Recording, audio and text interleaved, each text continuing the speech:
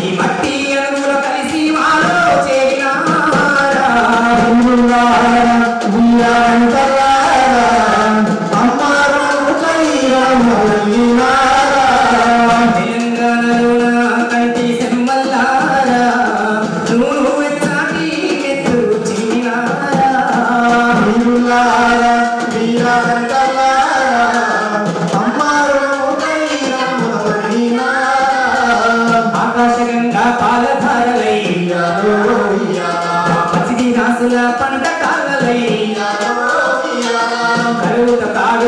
పుట్టిన పల్లెలో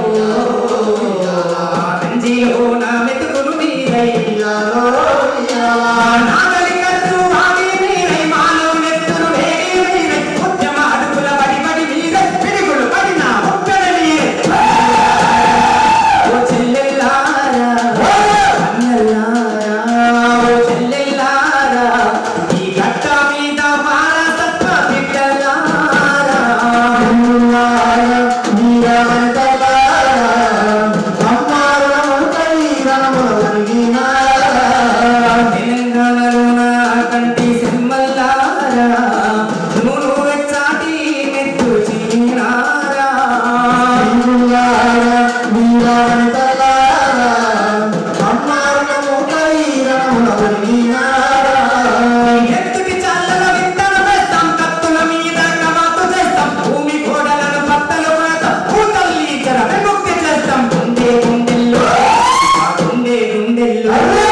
గుండె గుండెల్లో మీ గుడినే గడతాము మన తెలంగాణలో గడప గడప పెడతాము మన తెలంగాణలో గడప గడప పెడతాము మన తెలంగాణలో గడప గడప పెడతాము మన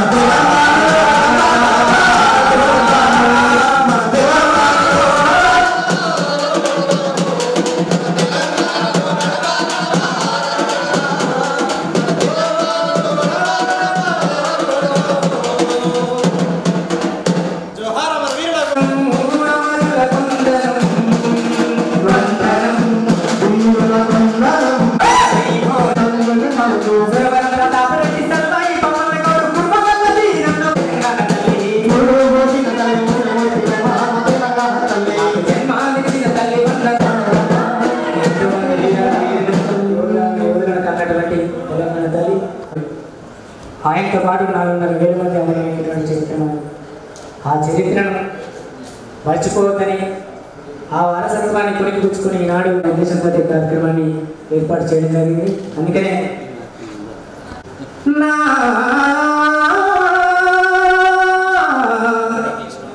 తెలంగాణ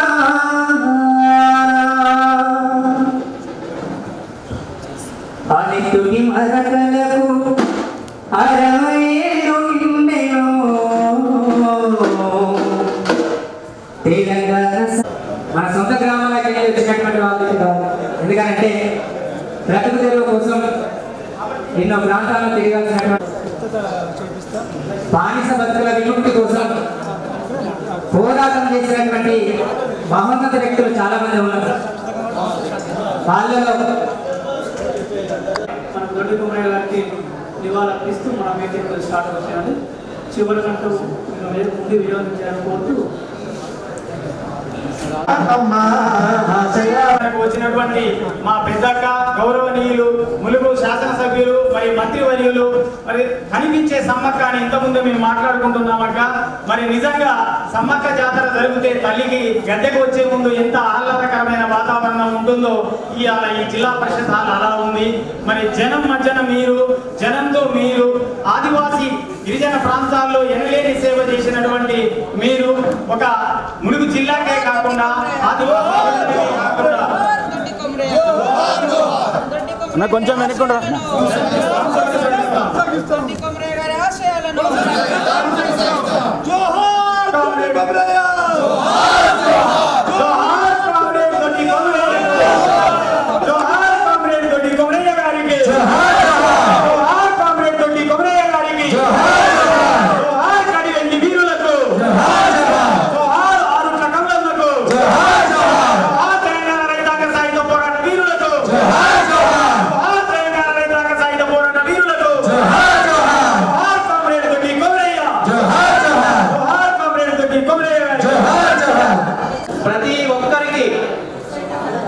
పేరు పేరున దొడ్డి కమరయ్య ఫౌండేషన్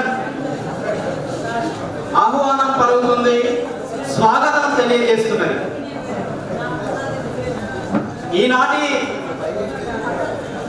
ఈ సమయం చూడడం, ఆ స్ఫూర్తిని కొనసాగించే విధంగా నేడు ఈ సభను నిర్వహించడం చాలా ఆనందంగా ఉంది.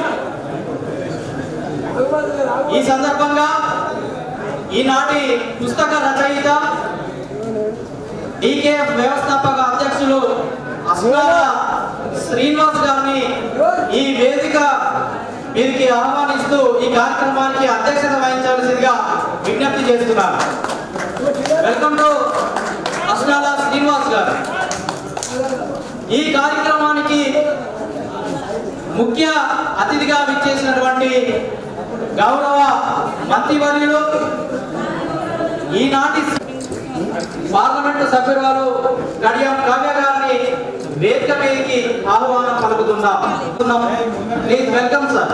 చైర్మన్ గౌరవనీయులు డాక్టర్ రియాజ్ గారిని వేదిక మీదకి గౌరవంగా ఆహ్వానిస్తున్నాం సార్. Please welcome. అదేవిధంగా మిత్రులు దొడ్డి కొమరయ్య ఫౌండేషన్ గౌరవ సలహాదారులు ఉపాధ్యాయులు డాక్టర్ ఏర్కొండ నరసింహ గారిని వేదిక మీదకి గౌరవంగా ఆహ్వానిస్తున్నాం సార్. వెల్కమ్ అన్న. దయచేసి మాకు సహకరించవలసిందిగా ముందున్న పెద్దలకు. తెలంగాణ సామాజిక జనజీవితాన్ని ఎంతో మార్చింది. 1946 to 51 వరకు జరిగిన సుప్రసిద్ధ తెలంగాణ రైతాంగ సాయుధ పోరాటం ఎన్నెన్నో మార్పుల కారణమైంది. ఆ మార్పుల్ని, ఆ ఫలితాలని, ఆ సందర్భంగా అదే ధారలో, అదే పోరాటదారులు, అదే భావజాలధారలో మన సీతక్క ప్రస్థానం కొనసాగుతుంది. ఆ సందర్భాన్ని పురస్కరించుకొని సీతక్క ఉజ్వల జీవిత ప్రస్థానాన్ని డాక్యుమెంట్ చేయడం జరిగింది. ఆ పుస్తకానికి రణధీర సీతక్క అనే టైటిల్ని పుస్తకం ప్రచురించడం జరిగింది. సో ఆనాటి సాయుధ పోరాట గుర్తుల్ని, ఈనాటి వర్తమాన రాజకీయ పరిస్థితుల్ని, అందులో సీతక్క రోల్ని ఇతివృత్తంగా ఈ సభను మనం నిర్వహిస్తున్నాం.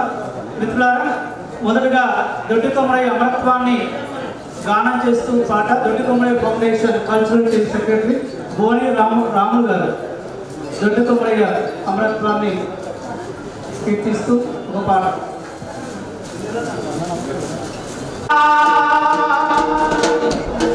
అందుకో జోహార్లు కొమురయ్యా,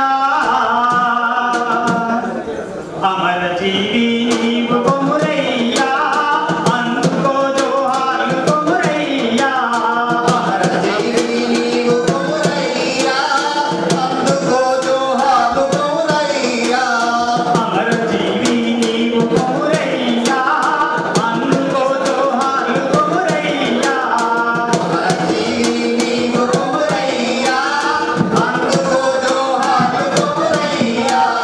న్యాయమన్నది లేని నైజాము రాజ్యాన్ని పాలించుతున్న పదల కడలిలో, ప్రజల హక్కుల కొరకు కొమురయ్యా, ప్రాణాలనిచ్చావు కొమురయ్యా, అమర జీవి నీవు కొమురయ్యా, అందుకో జోహార్లు కొమురయ్యా, అమర జీవి నీవు కొమురయ్యా, అందుకో జోహార్లు కొమురయ్యా, అమర జీవి నీవు కొమురయ్యా, నందగొండుల అన్న దేశాంకులకు న్యాయ రక్షణ కొరకు నడుము బిగించితివి, న్యాయ రక్షణ కొరకు నడుము బిగించినవి, న్యాయ రక్షణ కొరకు నడుము బిగించిన బలి అయిన వీరుల్లో కొమురయ్యా, మొదటి తెలుగోడవై కొమురయ్యా, బలి అయిన వీరుల్లో కొమురయ్యా, అందుకో జోహారు కొమురయ్యా, అందుకో జోహారు కొమురయ్యా, అందుకో జోహారు కొమురయ్యా, అందుకో జోహారు కొమురయ్యా. జోహార్ కాంగ్రెస్. వెలిగింది వెలిగింది ఒక జ్యోతి, తల తలల మీద తెలుగు వెలిగించి, తెలుగు గుండెలలోన వెలిగించి దివిటీలు, రైతు గుండెల కొరకు ఆకాశం నదులుమ, వెలిగింది వెలిగింది ఒక అమర జ్యోతి అని తెలంగాణ రైతాంగ సాయుధ పోరాటాన్ని కవర్ చేసిన మీజాన్ పత్రికలో వచ్చిన కవిత్వం దొడ్డి కొమరయ్య అమరత్వం. అలాగే సరోజినీదేవి నాయుడు భారత జాతీయ కాంగ్రెస్ పార్టీకి తొలి మహిళా అధ్యక్షురాలు పనిచేసిన సరోజినీదేవి నాయుడు కొడుకు హరీంద్రనాథ్ చట్టోపాధ్యాయ దొడ్డి కొమరయ్య అమరత్వం గురించి ఒక మినీ కవిత రాశాడు. ఏ సాధారణ గ్రామమూర్తి, ఏ సాధారణ ఇతిహాసపు సంపుటంలో జ్వలించము ప్రసరించమన్నాడు. అంటే ఒక బట్టి మనుషులు సృష్టించిన ఒక మహావిప్లవం దొడ్డి కొమరయ్య అమరత్వం. ఆ రోజు తెలంగాణ రాచరికం, బ్రిటిష్ సామ్రాజ్యవాదం, రాచరికం, ఫ్యూడల్ పెత్తన కింద నలిగిపోతూ ప్రశ్నించడం అంటే ఊహకెళ్ళిన సందర్భంలో తెలంగాణ జనజీవితాన్ని ఒక దిక్కాల స్వరాన్ని ఏర్పాటు చేయాలన్న కర్తవ్యం కడవెండి గ్రామం మీద పడ్డది. ఆ కడవెండి గ్రామం తెలంగాణకు ఒక అగ్నిశక్తిగా వెలిగింది. దాంతో అనేక పోరాటాల వాసన కొనసాగుతూ ఉంది. ఈ సందర్భంలో దొడ్డి కొమరయ్య వర్ధంతి, తెలంగాణ రైతాంగ సాయుధ పోరాట అమరుల స్మరణ సందర్భంలో ఆ పావదాల దారులో నుండి ఎదిగిన మన అక్క సీతక్క జీవిత చరిత్ర డాక్యుమెంట్ రణధీర సీతక్క పుస్తక ఆవిష్కరణను మరి సీతక్క విప్లవోద్యమ సోదరుడు మా బెల్లయ్య నాయకన్న దాన్ని ఆవిష్కరిస్తారు. బెల్లయ్య నాయకన్న చరిత్ర నిర్మాణంలో తనకంటూ కొన్ని పేర్లు లిఖించుకున్నవాడు. నేను, సీతక్క, బెల్లయ్య నాయకన్న, తీగల జీవన్ గౌడన్న, సంగోజి రవణ, అలాగే మా యూనివర్సిటీ కాంటెంపరీ మా ఇంగ్లీష్ లెక్చరర్ శ్రీదేవి గారు, మచ్చడం రమేష్ ఇంగ్లీష్ లెక్చరర్, మా ఎక్కడ ఉండేవమ్మా ఇక్కడ ఉంది మా తెలుగు టీచర్ జయశ్రీ ఎక్కడమ్మా, ఒక పీడిఎస్లో మా తొలి యవ్వన కాలం, తొలి టీనేజ్ కాలం, బిగించిన పిడికిలి పీడిఎస్ చేయడము, సమతమాన స్థాపన పీడిఎస్ లక్ష్యమని, పీడిఎస్లో చేరండి, పీడను ఎదిరించండి అని విప్లవ విద్యా సంఘాల్లో పనిచేస్తాం, గ్రామాల్లో పనిచేస్తాం, అడవుల్లో పనిచేస్తాం. ఆ క్రమంలో బెల్లయ్య నాయకన్న పాత్ర చాలా కీలకమైంది. జేఎన్టీయు మా అంతర్గత జార్జ్ రెడ్డి విశ్వవిద్యాలయపు లక్కయ్యను దాటి విశాల ప్రజానీకంలోకి విస్తరిద్దామన్న జార్జ్ రెడ్డి పిలుపుని అందుకొని యూనివర్సిటీలో చదువుకొని మరి ప్రజా ఉద్యమాలు పనిచేసిన సందర్భం ఉంది. బెల్లయ్య నాయకన్న లోన్ ఏంటంటే మా తండాలో మా రాజ్యం నంగార పేరు పెట్టి, ఎందుకంటే చరిత్ర నిర్మాణంలో వేలాది తండాలు గ్రామ పంచాయతీ మారిన ఆ ఉద్యమ అంకురార్పణ చేసినవాడు, అనేక సార్లు ఎన్నుకౌంట బారిని తప్పించుకున్నవాడు, తెలంగాణ మహాసభను మన సీతక్క సహచరుడు రాము, మారోజు వీరన్న, అలాగే బెల్లయ్య నాయకన్న మలిదశ ఉద్యమాన్ని అత్యంత త్యాగపూరితంతో తెలంగాణ మహాసభ పేరుతో ఉద్యమాన్ని మళ్ళీ ఒక గొప్ప ముందడుగేయించిన ఆ క్రమంలో కీలక పాత్ర పోషించిన వాడు మా బెల్లయ్య నాయకన్న. అన్న మీతో ఎన్నెన్నో అనుభవాలు. మనం సీతాకాలంలో ఉన్నాం, మనం మైదాన ప్రాంతంలో ఉన్నాం. ఒక అంతర్జాతీయ విప్లవోద్యమాన్ని ఒక 50 దేశాల భక్తుల ప్రతినిధులతో మనం మీటింగ్ పెట్టాం. ఆ అత్యంత కట్టుదిట్టమైన రక్షణ ఏర్పాటులో మారు మీరన్న నన్ను మిమ్మల్ని ఇన్ఛార్జ్ పెట్టారు. 4 రోజులు మరి ఆ బెల్లయ్య నాయకన్న సీతక్క విప్లవోద్యమ పెద్ద తమ్ముడు, నేను చిన్న తమ్ముడిని, మరి పెద్ద తమ్ముడు ఆవిష్కరణ చేపిద్దామని అనేది.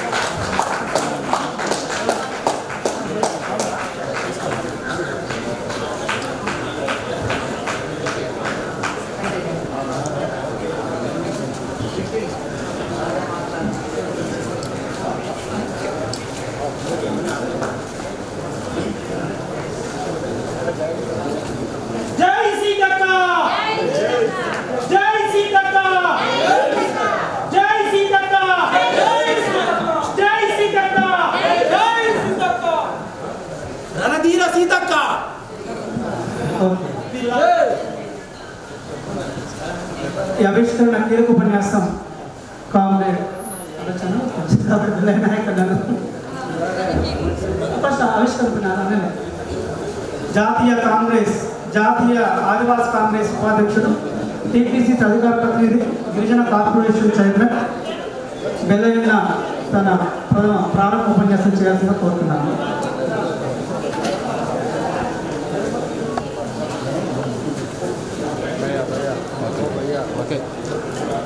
రణధీర సీతక్క ఈ పదం వినగానే ఒక ఉళ్ళు పులకరించినట్టు అయింది. మన వారం రోజుల సమావేశానికి ఈ సదస్సుకు అధ్యక్షత వహిస్తున్నటువంటి సనాల సీనన్న జీవితంలో అంటే ఎక్కడి నుంచి ఎక్కడికి నేను సీతక్కను 30 సంవత్సరాల క్రితం చూసినప్పుడు పొద్దుగా మా ఆవిడతో మాట్లాడుకుంటూ డిస్కస్ చేసిన ఇట్లా సీతక్క పుస్తక ఆవిష్కరణ పోతున్నా అంటే ఆమె అడిగింది నన్ను ఎప్పుడు చూసినావు ఫస్ట్ టైం అని అంట. ఆ సీన్ నాకు గుర్తొస్తా ఉంది. నాతో కలిసి పనిచేసినటువంటి అడ్వకేట్ జీవనన్న గారికి, రియాజ్ అన్న, మేమిద్దరం ఇప్పుడు కాంగ్రెస్లో ఉన్నాం. కానీ ఏ రోజు దాదాపు ఆల్మోస్ట్ 25 సంవత్సరాల నుంచి ఒకటే ఆలోచన దృక్పథంతో పనిచేస్తున్నటువంటి రియాజ్ అన్నకు, నరసింహన్న వీరన్న కంటే ముందే పీడిఎస్ అధ్యక్షుడిగా పనిచేసినటువంటి వాడు ఈ రాష్ట్రంలో. ఇప్పుడు అందరికీ జర్నలిస్ట్గా తెలుసు రవణ. కానీ నిశ్చక్కగా ఈ రోజు వరకు ఇప్పుడు కూడా తప్పంటే తప్పు, ఒప్పంటే ఒప్పు, ఒక్క లైన్ కూడా పక్కకు పోయి మాట్లాడేటటువంటి రవణ, మా ఉద్యోగ సంఘం అన్న మిత్రులారా,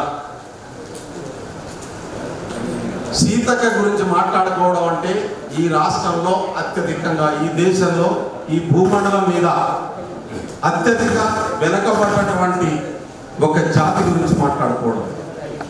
సీతక్క చరిత్ర అంటే తెలంగాణ సాయుధ పోరాటం తొలి కుమరయ్య గారు మన మంది ఉన్నారు. ఆ తర్వాత తరం వచ్చినటువంటి నక్సల్బరీ ఉద్యమ చరిత్ర. రణధీర సీతక్క అనేటటువంటి పుస్తకం నేనైతే చదవలేదు, కానీ సీనన్న ఏం రాస్తాడో నేను అంచనా వేయగలను.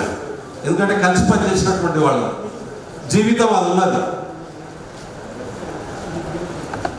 దాదాపు తెలంగాణ సాయుధ పోరాటంలో 4500 మంది చనిపోతే 68 నుంచి మొన్నటి దాకా నక్సలైట్ ఉద్యమంలో దాదాపు 5000 మంది ఈ రాష్ట్రంలో చనిపోయినటువంటి పరిస్థితి, అమరులైనటువంటి పరిస్థితి. ఈ కుటుంబాలు ఈ ఉద్యమ నేపథ్యాన్ని, ఆ ఉద్యమంలో ఉన్నటువంటి అంశాలని తన జీవితంలోనే ఒక ఉద్యమంగా భావించినటువంటి సీతక్క అంటే తుపాకీ నుంచి కలం చేతులు పట్టేటటువంటి అధికారం దాకా వచ్చినటువంటి చరిత్ర రావడం అనేది మామూలు విషయం కాదు. ఈ మార్పుకు నిదర్శనం, ఈ మార్పుకు సూచన, ఈ మార్పు అంతా కూడా ఈ పుస్తకంలో ఉందనుకుంటున్నాను. ఈ జరిగినటువంటి ఉద్యమ నేపథ్యం అంతా కూడా ఈ పుస్తకంలో ఉందనుకుంటున్నాను నేను. మేము అప్పుడు అండర్గ్రౌండ్ అడవిలోకి పోతే ఇలా మనోళ్ళని కలవడానికి ఏమైనా మీటింగ్ ఉంటే పోయేటోళ్ళం. 10 రోజులు 15 రోజులు ఉండేటోళ్ళం. 10 రోజులు ఉండాలంటే సుక్కలు కనబడేటి. చాలా మంది తెలియదు, తాగడానికి నీళ్లు దొరికేటటువంటి పరిస్థితి కాదు, తిండి దొరికే పరిస్థితి కాదు. ఓ రోజైతే ఉరికితే 8 కిలోమీటర్లు 10 కిలోమీటర్లు ఉరకాల్సిన పరిస్థితి వచ్చేది. ఇవాళ చాలా ఈజీగా అనిపిస్తుంది అటువంటి జీవితాన్ని అనుభవించి. మరి ఏమున్నది, ప్రజల జీవితాల్లో మార్పు రావాలి, ప్రజల వెలుగులో మార్పు రావాలి, గౌరవంగా బతికే పరిస్థితి రావాలి, ఈ ఆస్తి ప్రజలకు పంచబడాలి అనేటటువంటి లక్ష్యం చాలా స్పష్టంగా ఆ రోజు పెట్టుకున్నటువంటి పరిస్థితి. మిత్రులారా, నేను భారత్ జోడో యాత్ర రాహుల్ గాంధీ గారితో కలిసి చేసిన, మళ్ళీ సీతక్కతో ఎక్కువ టైం గడిపేటటువంటి అవకాశం భారత్ జోడో యాత్ర నాకు దక్కింది. మేము పూర్తిగా ఉన్నాము. ఆమె మొదటి రోజు నుంచి చివరి కాశ్మీర్ దాకా ప్రతి రాష్ట్రంలో వస్తే 4 రోజులు 5 రోజులు మాకు లోపల అకామిడేషన్, తిండి అంత లోపల. రాజకీయాల్లోకి వచ్చింది కదా సీతక్క, ఏమైనా మారుతుందేమో అనుకున్నా నేను. కానీ నా అంచనా తప్పు.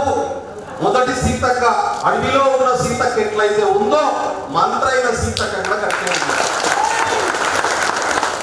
ఆలోచనలో మార్పు లేదు, ప్రజల పట్ల పనిచేసే విధానంలో మార్పు లేదు, చిత్తశుద్ధిలో మార్పు లేదు, కమిట్మెంట్లో మార్పు లేదు. ఆ రోజు ఏమున్నదో భారత్ జోడో యాత్రలో అదే కనబడ్డది నాకు. భారత్ జోడో యాత్ర ఇచ్చి నెక్స్ట్ మేము ఇద్దరం కలిసిపోయినప్పుడు అక్క ఆ విషయం అంతా చెప్పుకొచ్చింది నాకు. అంటే నిజంగా యాత్రి కాదు, అంత కష్టపడాల్సినటువంటి అవసరం లేదు, నడవాల్సినటువంటి అవసరం లేదు. కానీ ఆఫీస్కు పోయినా జనరల్గా మంత్రి ఆఫీసులు ఎట్లుంటాయి, మంత్రి సర్పంచ్ అట్లా చేయడు. అంటే అంత పని చేసేటటువంటి కమిట్మెంట్, ప్రజల పట్ల ప్రేమ ఉన్న వాళ్ళకు మాత్రమే సాధ్యమవుతుంది. అది సీతక్కకున్నది, అది సీతక్కకున్నది. ఆచరణలో చూపించేటటువంటి వాడు మాటలు మస్తు చెప్తాడు, మాటలు చెప్పేటటువంటి వాళ్ళ మనం చాలా మంది చూస్తాం, కానీ ఆచరించేవాడు అది కూడా మంచోని మంచి తరం తీసుకొని చూడాలి అంటారు మనోళ్ళు. నీసున్నప్పుడు నువ్వు ఎగబడి తింటావా లేకుంటే మామూలుగా తింటావా అనేటటువంటిది మన ఊళ్ళో సామెత కదక్క. అది తెలుస్తుంది. అధికారం వచ్చినాక ఆ ప్రజల పట్ల ఉన్నటువంటి కమిట్మెంట్ కనబడుతుంది. అది వాళ్ళు ఆచరిస్తున్న సీతక్క. నేను ఆయనతో కలిసి పనిచేసినటువంటి వాళ్ళలో ఒక ఆట లాంటి వాడిని. నాకు చాలా గర్వంగా ఉంది, నాకు చాలా సంతోషంగా ఉంది, నాకు చాలా ఆనందంగా ఉంది. కాబట్టి మిత్రులారా, ఈ పుస్తకాన్ని దయచేసి అందరూ చదవండి. మన జీవితాల్లో వచ్చినటువంటి మార్పులు ఎన్నున్నాయో మీకు తెలుస్తుంది. ఒక ఆదివాసీ బిడ్డ అత్యధిక వెనుకబడినటువంటి కోయ తెగ నుంచి పుట్టి ఈ దేశానికి మార్పుకు సాయుధ పోరాటమే మార్గం అనుకుని సాయుధ పోరాటం ద్వారానే విప్లవాన్ని సాధించవచ్చని చెప్పి భావించి అక్కడ అండర్ గ్రౌండ్ లో పోయి తుపాకి పట్టుకొని పనిచేసిన కాడి నుంచి ఈ దేశంలో మార్చడానికి భారత రాజ్యాంగం ఒక అద్భుతమైనటువంటి మార్గం ఉందని చెప్పి నమ్మి మళ్ళీ భారత రాజ్యాంగాన్ని ఇవాళ రాహుల్ గాంధీ పట్టుకొని పార్లమెంట్ లో మాట్లాడుతున్నటువంటి స్థితికి వచ్చినటువంటి పరిస్థితిని కూడా మనం గమనించాలి. ఇది అంత ఓవర్ నైట్ లో వచ్చినటువంటి అంశం కాదు. వీరంగా చెప్పేవాడు నాకు ఈ రాజ్యాంగాన్ని భారత రాజ్యాంగాన్ని సిపిఎం తీసుకుంటే చాలు, 100% అది కనుక దీన్ని కొట్లాట దిగగలిగితే చాలు మార్పు వస్తుంది అనుకునేటోడు. జీవనంగా మీకు చెప్తున్నా, ఇలా రాహుల్ గాంధీని రాజ్యాంగం పట్టించిన గుర్తుపెట్టుకోండి. ఇలా రాహుల్ గాంధీ ఉన్నటి పార్లమెంట్ స్పీచ్ మీద నేను ఉంటాడు.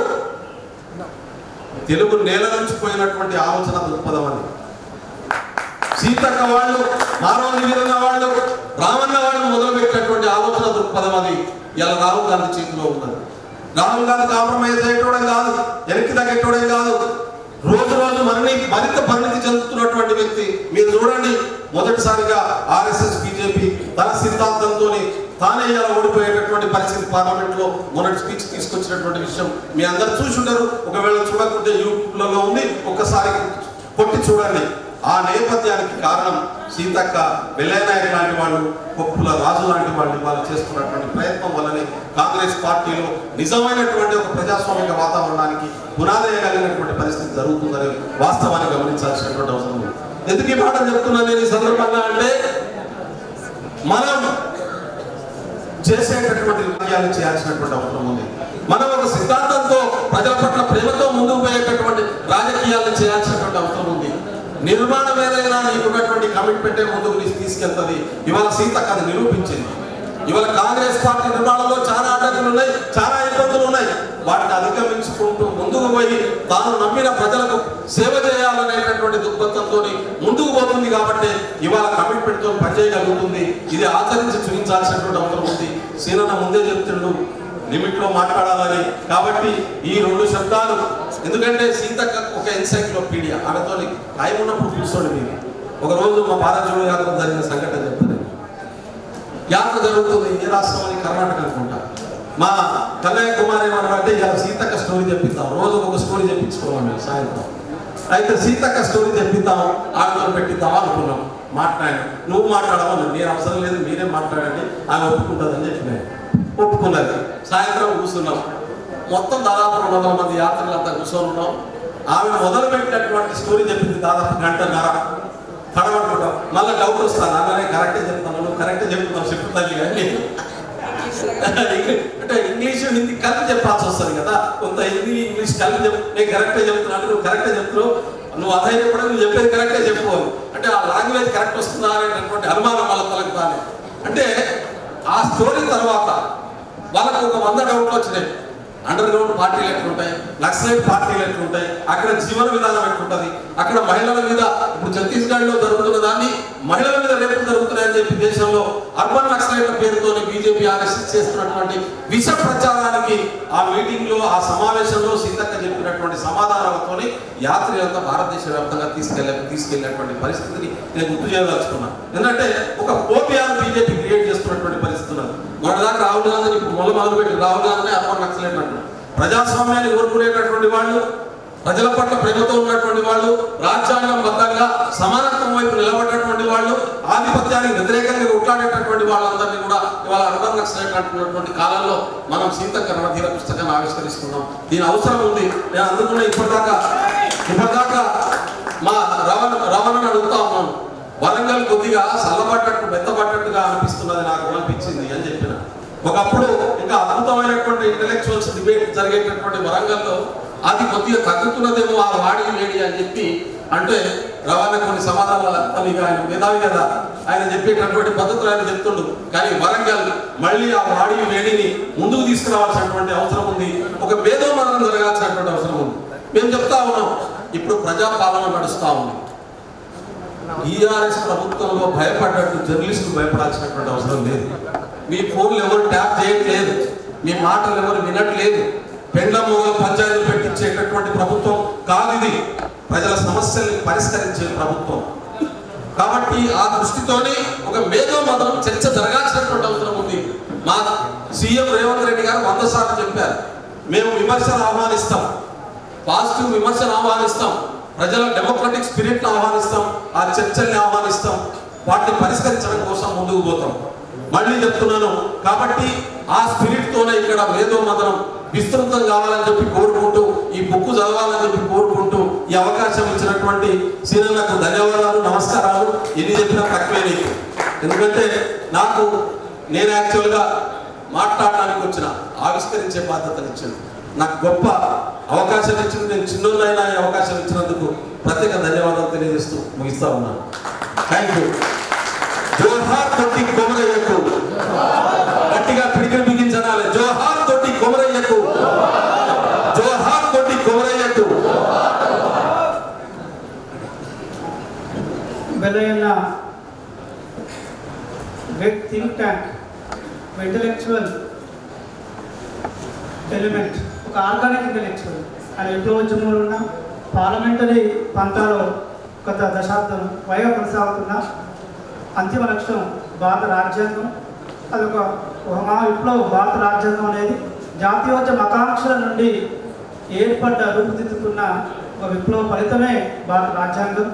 ఈ పుస్తకం యొక్క ఉద్దేశం కూడా, మెయిన్ థీమ్ ఏంటంటే తెలంగాణ సమాజం అవసరమైన రణధీర ఎవరు? తెలంగాణ సమాజం నిరీక్షిస్తున్న రణధీర ఎవరు? సీతక్క. రాజ్యాంగం కాపాడుతుంది, ఆ రాజ్యాంగం మన అందరినీ కాపాడుతుంది. నేను ఇదే దీంతో రాసా నా ఎసెన్స్ని, ఎందుకంటే ఒకే భావజాలంతో దశాబ్దాల కొద్ది పనిచేస్తుంది కాబట్టి నా అంతరంగాన్ని, నా మేధసారాన్ని మొత్తం చెప్పేసినామన్నా. ఖచ్చితంగా అక్క భారత చరిత్రలో తొలి మహిళా దళ కమాండర్. మేము అనుకున్నాం ఈసారి కొద్దిగా పోయాం, కానీ ఈసారి వస్తే త్రివిధ దళాల కమాండర్ అయ్యే అవకాశం ఉంటుంది. అదే రాష్ట్రపతి ఖచ్చితంగా మన భవిష్యత్తులో, మన ఈ జీవన కాలంలోనే త్రివిధ దళాల కమాండర్ చూడబోతాం అనే పుస్తకం సారాన్ని, మన ఉద్యమ నేపథ్యాన్ని అద్భుతంగా పరిష్కరించడానికి మరొకసారి రెడ్డి కొమరయ్య ఫౌండేషన్ తరఫున ధన్యవాదాలు. మిత్రులారా, ఇప్పుడు నాకు, సీతమ్మకు, బెల్లయ్యకు నాయకుడిగా పీడిఎస్ అగ్రనేతగా పనిచేసిన బార్ అసోసియేషన్ ప్రెసిడెంట్ గౌరవనీయులు తీగల జీవన్ గౌడ్ అన్న, మా ముగ్గురికి పెద్దన్న జీవనన్న ఈ పుస్తక సమీక్ష చేస్తారు. వారి చప్పలతో స్వాగతం పలుకుతారు. సోదరుడు ఆసనాల శ్రీనివాస్ గారికి ఈనాటి కార్యక్రమం కేంద్ర బిందువైన సోదరిమణి సీతక్క గారికి, వరంగల్ పార్లమెంట్ సభ్యురాలు కడియం కావ్య గారికి, నా ఉద్యమ ప్రారంభం నుంచి సహచర్యంగా ఉన్నటువంటి సీనియర్ జర్నలిస్ట్ రవణ గారికి,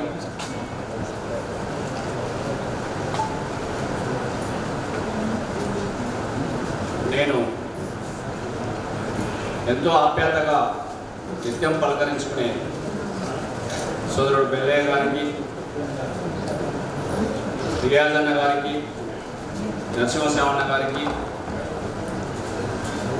జగన్మోహన్ రావు గారికి, ఇతర సోదరులు వేదిక మీద ఉన్నటువంటి, I have heard very inspirative and informative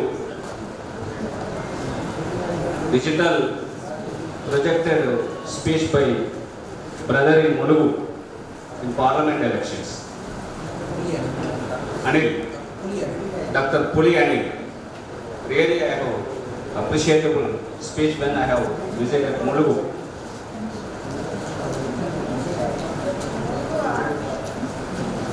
మొదటిసారిగా 35 సంవత్సరాల అనంతరం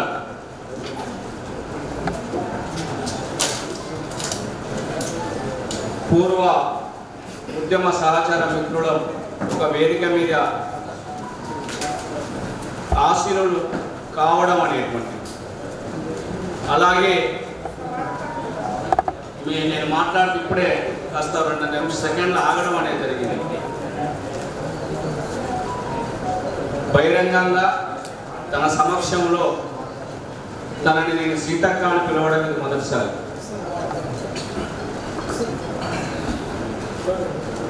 ఎప్పుడు కూడా ఎరా బాగున్నావా, తల్లి ఎట్లున్నవరా అనేటువంటి ఒక సోదరిమణి, ఒక చెల్లెల్లాగా రవి నన్ను ఎప్పుడు కామెంట్ చేసుకుంటాడు, ఏం మీ చెల్లి ఎట్లుంది అని.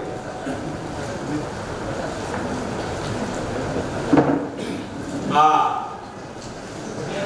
సుదీర్ఘమైనటువంటి అనుబంధం కలిగినటువంటి వ్యక్తిగా ఈ పుస్తకం మీద సమీక్ష చేయడం సబబు అని చెప్పేసి శ్రీనివాస్ నన్ను ఆహ్వానించినప్పుడు, అన్న మీరు రవణ మాత్రమే దాన్ని చేస్తే బాగుంటుంది అని చెప్పినప్పుడు అంగీకరించడంలో ప్రధాన ఉద్దేశం కూడా,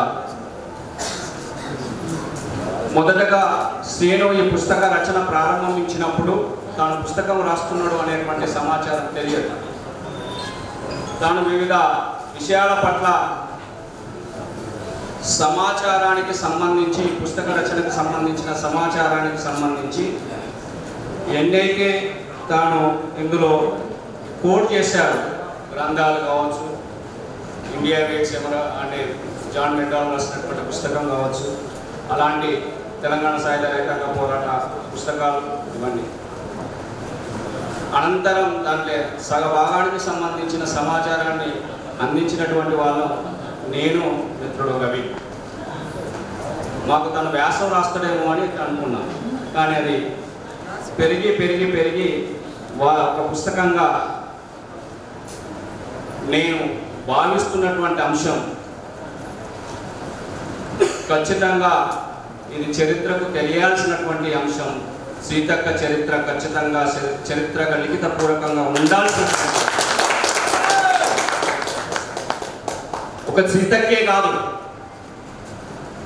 నేను ఈ సందర్భం కూడా ఏ మట్టి మనిషిగా తన అమరత్వంతో ప్రపంచంలోనే ఒక సాయుధ పోరాటాన్ని ప్రారంభించడానికి తన ప్రాణాన్ని అర్పించినటువంటి ఒక సగటు సాధారణ మనిషి అయినటువంటి అమరుడు దొడ్డి కొమరయ్య స్మారకార్థంగా జరుగుతున్నటువంటి ఈ సభలో ఇట్లాంటి మట్టి మనుషుల ప్రతినిధుల జీవితాలన్నీ కూడా ఆవిష్కరణ కావాల్సినవి, అవి లిఖితపూర్వకంగా చరిత్ర ముందు ఉండాల్సినవి.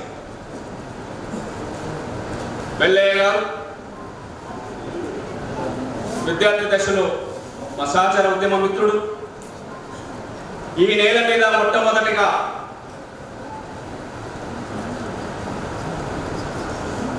మా తండాలో మా రాజ్యం అని నినదించి ఆ నినాదాన్ని ఈ రాష్ట్ర ఉభయ తెలుగు రాష్ట్రాల్లో ఉన్న ప్రతి గూడానికి తాండాకు తీసుకెళ్లినటువంటి కార్యాచరణ నాయకుడు వెల్లయ్య.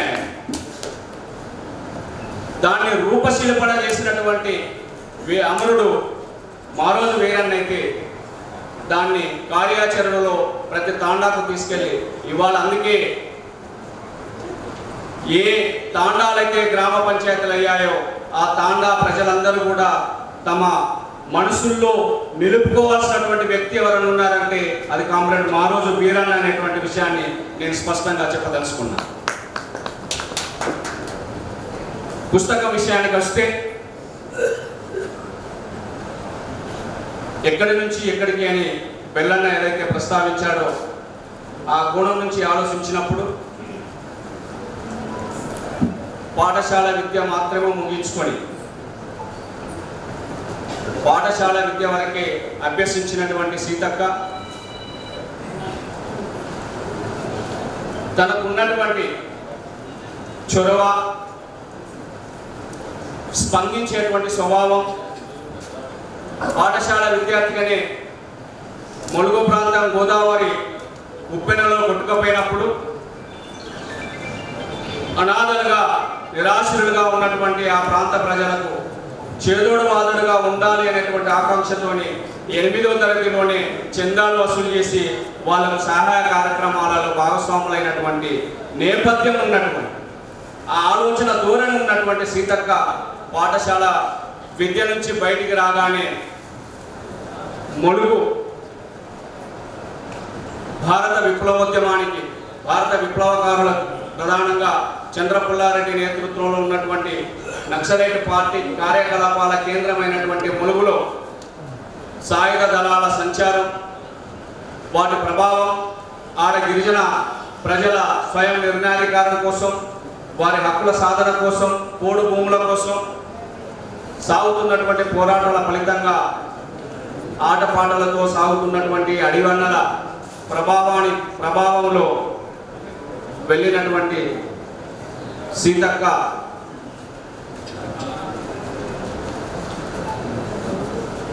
ఈ దేశంలో సాయుధ పోరాటంలో,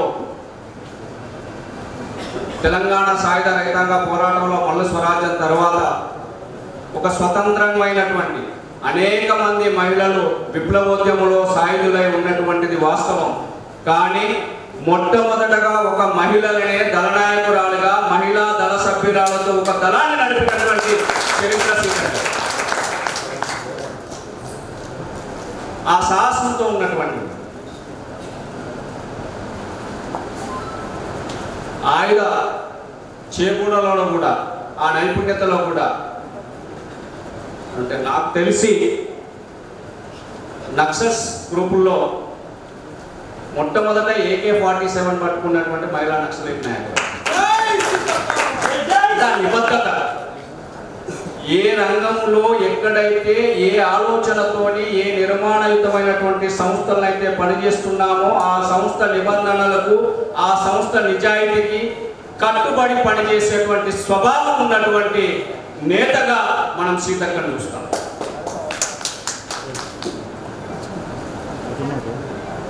నేను ఈ పుస్తకంలో శ్రీను చెప్పలేకపోయాడు, కానీ ఒక పదాన్ని ఆ ప్రాంత ప్రజానికానికి అందిస్తే గర్వంగా ఉంటుందని నేను భావిస్తున్నా. ఎందుకంటే ధనసరి అనసూయగా ఉన్నటువంటి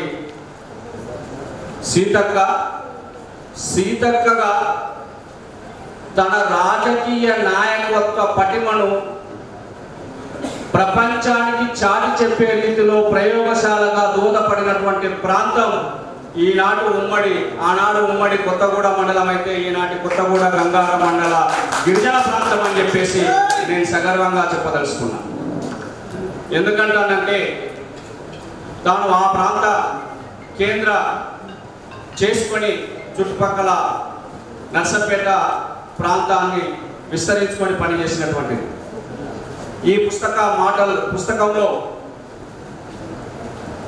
తమ అభిప్రాయాలు వ్యక్తం చేసినటువంటి నారాయణ స్వామి గారు కావచ్చు, ప్రొఫెసర్ బుర్ర రమేష్ గారు కావచ్చు, ప్రముఖ రచయిత్రి ఓల్గా గారు కావచ్చు, ప్రొఫెసర్ సూరిపల్లి సుజాత గారు కావచ్చు, వారందరూ వ్యక్తం చేసినటువంటి అభిప్రాయాలను సమర్థిస్తూ తన కార్యాచరణ అంతా కూడా, సీతక్క కార్యాచరణ అంతా కూడా ప్రజలే కేంద్రంగా, ప్రజల పట్ల పనిచేయడమే నిబద్ధతగా, ప్రజలను ప్రేమించడం, ప్రజా సమస్యల పరిష్కారం కోసం నిబద్ధతగా, నిజాయితీగా, అంకిత భావంతో ఉండడమే తాను రాజకీయ రంగంలో ఎంచుకున్నటువంటి ప్రక్రియ. ఇది మూలం ఆమె జీవితానికి మొత్తానికి. ఆమె అటు బుల్లెట్ రాజకీయాలతో ఉన్న, ఇవాళ బ్యాలెట్ రాజకీయాలతో ఉన్న తన ప్రయాణ క్రమాన్ని కనుక మనం పరిశీలిస్తే ప్రజా సమస్యల పరిష్కారానికి అంకిత భావంతో ఉన్నటువంటి నిర్మాణంలో నిబద్ధతగా నిజాయితీగా పనిచేయడమే సీతక్క ఎంచుకున్నటువంటి కార్యాచరణ. అది ఆనాడు సాయుధ పోరాట మార్గంలో ఉంది కాబట్టి దళనాయకురాలిగా తన కార్యాచరణ కొనసాగించింది. ఇవాళ బ్యాలెట్ రాజకీయాల్లో ఉంది కాబట్టి ఒక ప్రజాప్రతినిధిగా కార్యాచరణగా ప్రతిపక్ష నాయకురాలుగా నిరంతర ప్రజల గొంతుకగా నిలబడినటువంటి నేత సీతక్క. అట్లా నేనేం సీతక్కను ఇప్పుడు కూడా ఇంకా తను పెద్ద విప్లవకారిని నేను సంబోధించట్లేదు. కానీ ఏ ప్రజలైతే ఇవాళ ఆకాంక్షల కోసం భారత రాజ్యాంగాన్ని కాపాడుకోవడం కోసం సాగుతున్నటువంటి పోరాటంలో నాకు తెలిసి ఈ దేశంలో జరిగినటువంటి పార్లమెంట్ ఎన్నికల్లో ఎప్పుడు కూడా ఏ పార్టీ అధికారంలోకి రావాలి అనేటువంటిది మాత్రమే పార్లమెంట్ ఎన్నికల ప్రక్రియలో మనం చూసాం. కానీ మొట్టమొదటిసారి నా జ్ఞానం మేరకైతే మొట్టమొదటిసారి ఈసారి జరిగినటువంటి పార్లమెంట్ ఎన్నికల్లో మాత్రం రాజ్యాంగ రద్దు కోసం కుట్రలు పన్నుతున్నటువంటి హింసావాదులకు వ్యతిరేకంగా రాజ్యాంగ పరిరక్షణ కోసం సాగేటువంటి పోరాటంలో ఒక భాగంగా ఉన్నట్టు రెండు కూటముల మధ్యన జరిగినటువంటి యుద్ధంగా ఈసారి ఎన్నికలు జరిగాయి. రాజ్యాంగ పరిరక్షణ కూటమి ఒకటైతే రాజ్యాంగ విధ్వంస కూటమి ఒకటిగా మొదటిసారిగా రాజ్యాంగ పునాదిగా ఈ దేశంలో ఎన్నికలు జరిగాయని చెప్పేసి నేను వ్యక్తిగతంగా అభిప్రాయపడుతున్నటువంటి అంశం. అలా జరిగినటువంటి దాంట్లో ఈ పుస్తకంలో పొందపరిచినటువంటి అనేకమైనటువంటి విషయాలు సీతక్క ప్రయాణ క్రమం అంతా కూడా ఆ చరిత్రను భావి తరాలకు అందించడం కోసం పుస్తక రూపం తీసుకురావడం కోసం శ్రీను చేసినటువంటి కృషి నిజంగా అభినందనీయం. అది ఏ రూపంగా ఉన్నా కూడా, ఎందుకంటే అది లేకనే చరిత్రలో ఇలా చదవకూడని వాళ్ళని అందరికీ చదువుతున్నాం. అవి చదవాల్సిన చరిత్రలు కూడా కాదు. అందుకే మన చరిత్రలు మనమే లిఖించుకోవాల్సినటువంటి బాధ్యతను ఈ దేశ దళిత బహుజన మేధావి వర్గం స్వీకరించాల్సినటువంటి అవసరం ఉంది. మన చరిత్రను మనం రాసుకోవాలి, మనల్ని మనం నిలబెట్టుకోవాలి.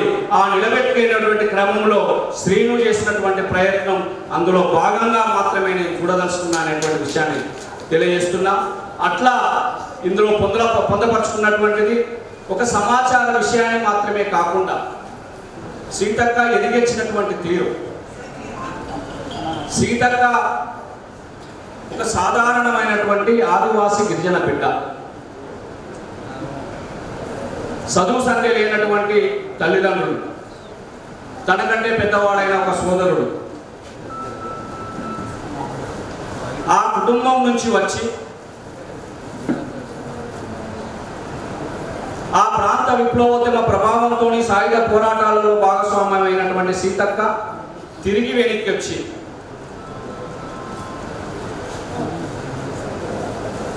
వచ్చిన తర్వాత జరిగినటువంటి అనేక పరిణామాల్లో కీలకమైనటువంటి మలుపుల్లో నేను తనతో ఉన్నటువంటి సందర్భాలు కూడా ఉన్నాయి. తాను విప్లవోద్యమాన్ని వదలాలనుకున్న నాడు వద్దన్నటువంటి రీతిలో ఉన్నటువంటి వాడిని నేను. ఆ వద్దని దాని కోసం తనతో నెల రోజులు అడవిలో ఉన్నా. నేను కంటిన్యూస్గా ఒక నెల రోజులు అడవిలో ఉండడం అదే మొదటిసారి అయింది, అదే చివరిసారి కూడా అయింది. సందర్భానుసారంగా కార్యకలాపాల నిమిత్తం ఆనాడు కార్యకర్తలుగా ఉన్న మేము వివిధ సందర్భాల్లో వెళ్ళి 4-5 రోజులు 10 రోజులు ఉండడం అనేది ఒక సాధారణ విషయం. కానీ సీతక్కను నిలబెట్టుకోవడం కోసం, సీతక్కను విప్లవోద్యమంలో కొనసాగించుకోవడం కోసం తన కోసం తన ప్రయాణం అయ్యేది ఒక 4 రోజులు తనతోనే అడవిలో ఉన్నటువంటి పరిస్థితి. ఆ సందర్భంలో అంటే అదే పాకాల కొత్తగూడలో ఒక చర్చ జీవనన్న కూడా అజ్ఞాతం అవుతున్నాడేమో అని చెప్పేసి. అలాగే తాను యాదృచ్ఛికమైన న్యాయవాదిగా తాను న్యాయశాస్త్రాన్ని అభ్యసించి తక్కువ కాలమైన వరంగల్ బార్ అసోసియేషన్లో న్యాయవాదిగా ప్రాక్టీస్ చేసిన సందర్భంలో కూడా నేను ఏ సీనియర్ దగ్గరనైతే జూనియర్గా పనిచేశానో తాను కూడా చివరికి ఆ సీనియర్ దగ్గరనే జూనియర్గా జాయిన్ అయినటువంటి అది ఒక యాదృచ్ఛికమైనటువంటి. అయితే మరొక సందర్భం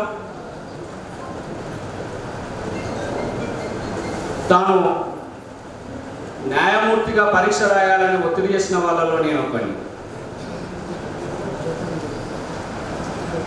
ఎందుకంటే ఇవాళ ఎట్లయితే శ్రీను మాట్లాడుతూ అన్నాడో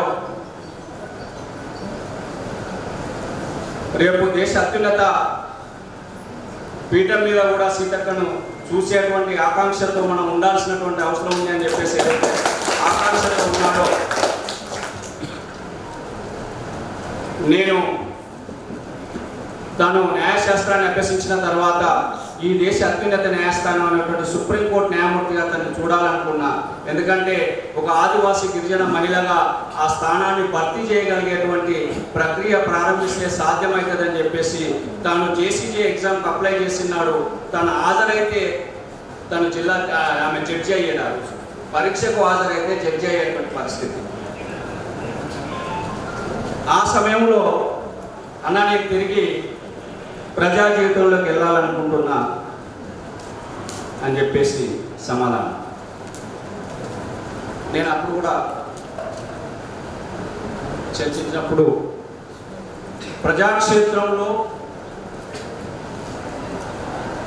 ఉండేటువంటి ఆటుపోట్లను అన్నింటినీ కూడా చవి చూసి తిరిగి మళ్ళీ వ్యక్తిగత జీవన ప్రయాణానికి వచ్చేసి లేదు ఇక్కడ లేదు నాకు అంటే నాకు ఆ సంతృప్తి లేదన్నా, నేను సాటిస్ఫై కావట్లేదు, తిరిగి నేను ప్రజాక్షేత్రంలోనే ఎంచుకున్నటువంటి ఈ ప్రజాస్వామ్య ప్రక్రియలో భాగంగా ప్రజాక్షేత్రంలోకి వెళ్తా, నేను రాజకీయాల్లోకి వెళ్తా అని చెప్పేసి తిరిగి మళ్ళీ రాజకీయ క్షేత్రంలో పార్లమెంటరీ రాజకీయాల వైపు పాలక రాజకీయాల వైపు వెళ్ళాలి అని నిర్ణయించుకున్నా అని చెప్పేసి వెళ్ళినటువంటి సందర్భం.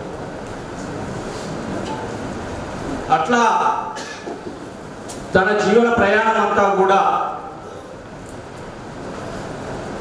అంటే ఇది నేను చెప్పడంలో ఉద్దేశం ఏమిటంటే నిర్దేశించే వాళ్ళు ఎవరు లేరు,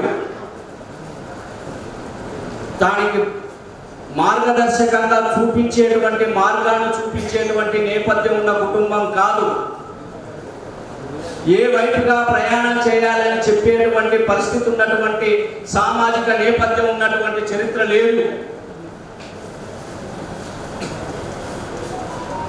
అయినా తనకు తాను ఒక ఆలోచనను ఏర్పాటు చేసుకోవడం, ఆ ఆలోచనకు అనుగుణమైనటువంటి కార్యాచరణను రూపొందించుకోవడం, ఆ కార్యాచరణలో కలిసొచ్చేటువంటి మిత్రులను సహాయ సహకారాలు తీసుకోవడం, ఫలానా వారు సహకరిస్తే నాకు తోడ్పాటు అందిస్తే నేను ఎదగగలుగుతాననేటువంటి ఒక అంచనాకు వచ్చే వారి సహాయ సహకారాలు తీసుకొని మొదటి దఫా ఎన్నికల్లో పోటీ చేసి ఓడిపోయినటువంటి పరిస్థితి. చాలా విచిత్రంగా ఉంటుంది మనకు చెప్తే. తాను రెండు సందర్భాల్లో ఎన్నికల్లో ఓడిపోయింది. మొదటిసారి ఎమ్మెల్యేగా, తర్వాత తెలంగాణ ఉద్యమ సమయంలో ఎమ్మెల్యేగా. ఒకసారి పొడవీరే చేతిలో ఓడిపోయింది, ఒకసారి చందులాల్ గారి చేతిలో ఓడిపోయింది. ఎక్కడైతే ఓటమిని రుచి చూసామో అక్కడనే విజయం సాధించాలనేటువంటి దీక్షతోని ఆ ప్రజలను అంటుపెట్టుకొని అదే ఇద్దరు వ్యక్తుల మీద మళ్ళీ విజయం సాధించింది సీతక్క.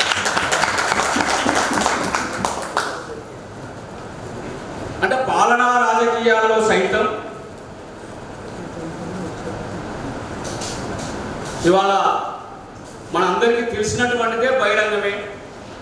అనేకమైనటువంటి అప్రజాస్వామిక విధానాలతో కొనసాగుతున్నటువంటి, అనేకమైనటువంటి ప్రలోభాలకు గురి అయ్యేటువంటి రాజకీయాలు కొనసాగుతున్నటువంటి ఈ పరిస్థితుల్లో అంత విశాలమైనటువంటి విస్తీర్ణం కలిగినటువంటి ములుగు నియోజకవర్గంలో ఒక ఒంటరి మహిళగా ఉండి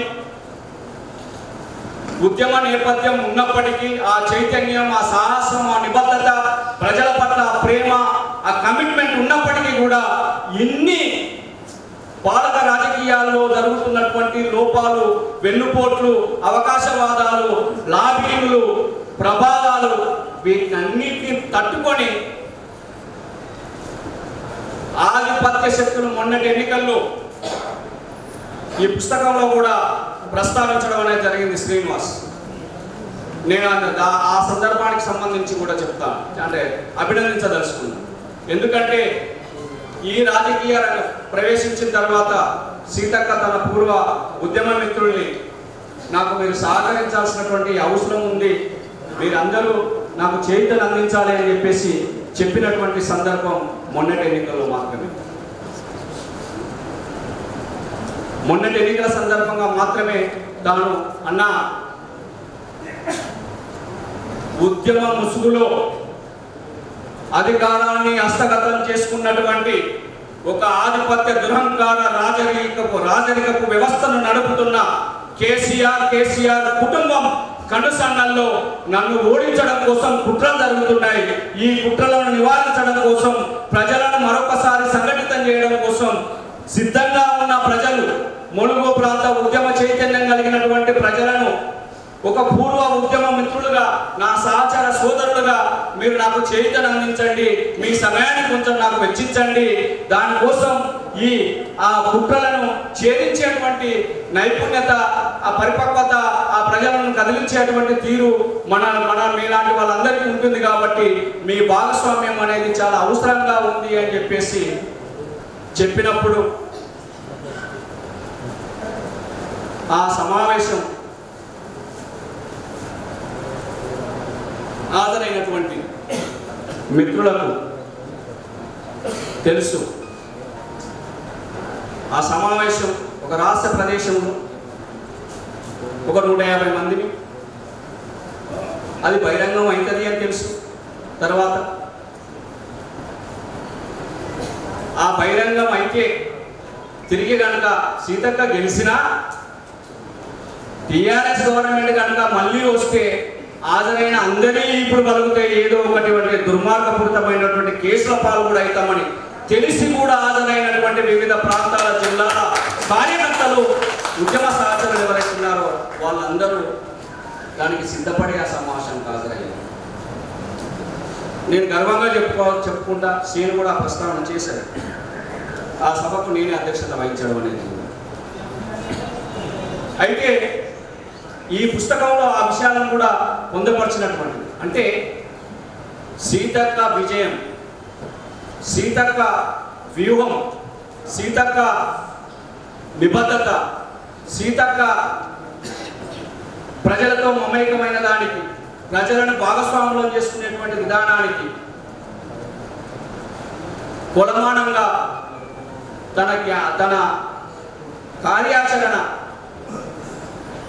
అందరినీ భాగస్వాములు చేసుకునేటువంటి తీరు, దాని ప్రతిఫలమే ఇంత చరిత్ర పునాది వెనకాల ఉండడం పట్టే తాను మంత్రిగా ప్రమాణ స్వీకారం చేస్తున్న సందర్భం ప్రపంచ ధ్వనించే రీతిలో ఎల్బీ స్టేడియంలో జరిగినటువంటి సంఘటన చరిత్రలో ఆవిష్కరించబడ్డది. ఆ సంఘటన వెనకాల ఇంత కఠోరమైనటువంటి ఇంత నేపథ్యం, ఈ అన్నిటి వెనకాల జరిగినటువంటి ప్రభావం మూలంగా, ఈ నేపథ్యం నుంచి వచ్చినటువంటి చైతన్యం మూలంగా, దానికి ప్రతీకగా ఉన్నటువంటి సీతక్క పేరు గవర్నర్ ఎత్తగానే రాష్ట్ర వ్యాప్తంగా తరలి వచ్చినటువంటి ఆ ప్రజలు తన పట్ల చూపించినటువంటి అయితే ఆ ప్రేమ ఏదైతే ఉందో శ్రీనుకు, నేను ఆ పదపొందికలతో అనలేను కానీ రాదు కానీ ఆ భాష తాను అక్కడి నుంచే ప్రారంభించాడు. అంటే ఎక్కడి నుంచి ప్రారంభించాలన్నప్పుడు వర్తమానం నుంచి ప్రారంభమై భవిష్యత్తుకు వెళ్తామనేటువంటి రీతిలో తన వర్తమానం, తన ప్రమాణ స్వీకార కార్యక్రమం నుంచి ఈ పుస్తకాన్ని ప్రారంభించారు. అక్కడి నుంచి ప్రారంభించి ఎక్కడి వరకు వెళ్ళాడంటే మంత్రిగా సాధారణంగా అందరూ మంత్రులు చేసే విధానం కోసం కాకుండా మీరు అదనంగా కూడా చేయాల్సినటువంటి బాధ్యత మీ మీదుంది అక్క అనేటువంటి రీతిలో సూచిస్తూ చేసినటువంటి ముగింపు వరకు ఈ పుస్తకావిష్కరణ ఈ పుస్తకంలో నిక్షిప్తమై ఉంది. అంటే సంక్షిప్తంగానైనా ఈ పుస్తకం ఒక సమాచార విషయంగా ఉంది. దానికి సీనుకు నేను అభినందన తెలియజేస్తున్నా. కానీ దీన్ని ఇంకింత పరిపుష్టి చేయాల్సినటువంటి అవసరం ఉంది అని నేను భావిస్తున్నా. ఎందుకంటే చరిత్ర భావితరాలకు తెలియజేసేటువంటి సమాచార విషయంగా ఉంటేనే అది చరిత్ర కాదు. సమాచార విషయంగానే ఉండదు. అదొక ప్రేరణగా, అదొక దిక్సూచిగా, అదొక మార్గదర్శకత్వాన్ని నిర్దేశించేటువంటి రీతిగా వ్యక్తుల జీవితాలు ఆవిష్కరించబడాలి. అట్లా సీతక్క జీవిత చరిత్రను కూడా భావి తరాల యువతకు ఆదర్శంగా, ఆదివాసీ గిరిజన బిడ్డలకు ప్రేరణించేటువంటి ఒక చరిత్రగా ఉండాల్సినటువంటి అవసరం ఉంది. అందుకే సీతక్క బాల్యం నుంచి నేను సీతక్క కూడా ఈ బహిరంగ వేదిక నుంచి విజ్ఞప్తి చేస్తున్నా. సమయం వచ్చినప్పుడల్లా ఏదైతే ఈ పుస్తకంలో ఓల్గా గారు చెప్పినట్టుగా ఎవరు ఎంత చెప్పినా అది పరిమితులు ఉంటాయి. దాన్ని అర్థం చేసుకున్నాం, మేము ఏమని అర్థం చేసుకున్నామో ఆ మేరకే దాన్ని వ్యక్తీకరణ చేసేటువంటి తీరు ఉంటుంది. మీరు అన్యదా భావించకుండా, శ్రమగా భావించకుండా స్వయంగా మీ చరిత్రను మీరు రాయాలని చెప్పేసి కూడా నేను మీకు విజ్ఞప్తి చేస్తున్నాను. అది ఏ రీతిలో ఉన్నా ఇంకా మిత్రులం అందరం కూడా షేర్ చేసుకుందాం. దాన్ని ఖచ్చితంగా నేను ఈ మధ్యనే సేను కూడా మాట్లాడాడు. సేను నేను ఒక సందర్భంలో కలుసుకున్నటువంటి సందర్భంలో ఆ తర్వాత వ్యక్తిగతంగా మళ్ళీ నేను కలిసినప్పుడు మాట్లాడినప్పుడు ప్రొఫెసర్ కంచయ్య గారు ఐడియాగా వ్యక్తం చేసినటువంటి అభిప్రాయం ఏమిటంటే it should be written in English. తను చేసినటువంటి సూచన లెట్ సీతక్క చరిత్ర తెలుగు వచ్చిన ప్రజల వరకే కాదు, ప్రపంచానికి తెలియాల్సినటువంటి అవసరం ఉంది. ఈ భూమండలం మీద ఉన్నటువంటి గిరిజన ప్రజానికాలకు అందరికీ తెలవాలి సీతక్క, వారి జీవితాలు అందరికీ తెలవాల్సినటువంటి అవసరం ఉంది. అట్లాంటి నేపథ్యం కలిగినటువంటి సీతక్క చరిత్రను ఇంగ్లీష్లో కూడా లిఖించాల్సినటువంటి అవసరం ఉంది అని చెప్పేసి తాను వ్యక్తం చేసినటువంటిది. అలాగే నేను చేసేటువంటి ఇంకో సూచన శ్రేణుకు దీన్ని ఇంకింత స్ట్రెంథెన్ చేయాల్సినటువంటి అవసరం ఉంది. అది అంతకుముందుకే అనుకున్నాము. అవి తాడువాయి మండలం కొండపర్తిలో బాల్యంలో తునికా తీరినటువంటి సీతక్క నుంచి మొదలు పెడితే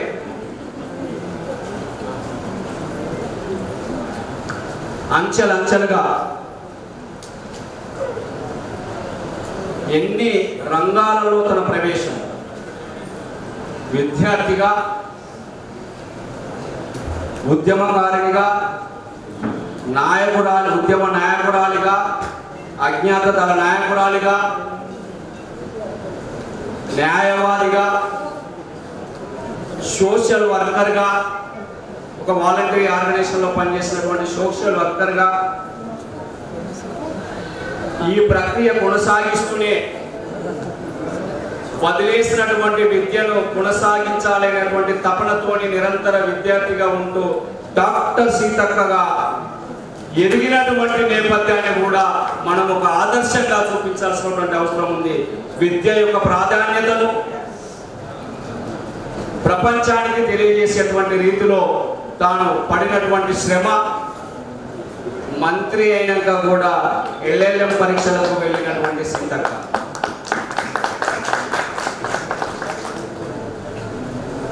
ఇది ఆషామాషిగా ఊరికేనే జరిగేటువంటిది కాదు. దాని వెనుకాల కఠోరమైనటువంటి శ్రమ, ప్రణాళికబద్ధమైనటువంటి ఆలోచన, దానికి అనుగుణమైనటువంటి కార్యాచరణ ఇవన్నీ కూడా ఉంటాయి. దాన్ని ఆవిష్కరించుకోవడం అనేది దాన్ని బాహ్య ప్రపంచానికి భవిష్యత్ తరాలకు అందించాలనుకున్నప్పుడు ఖచ్చితంగా అవి చరిత్రలో నిలబడతాయి.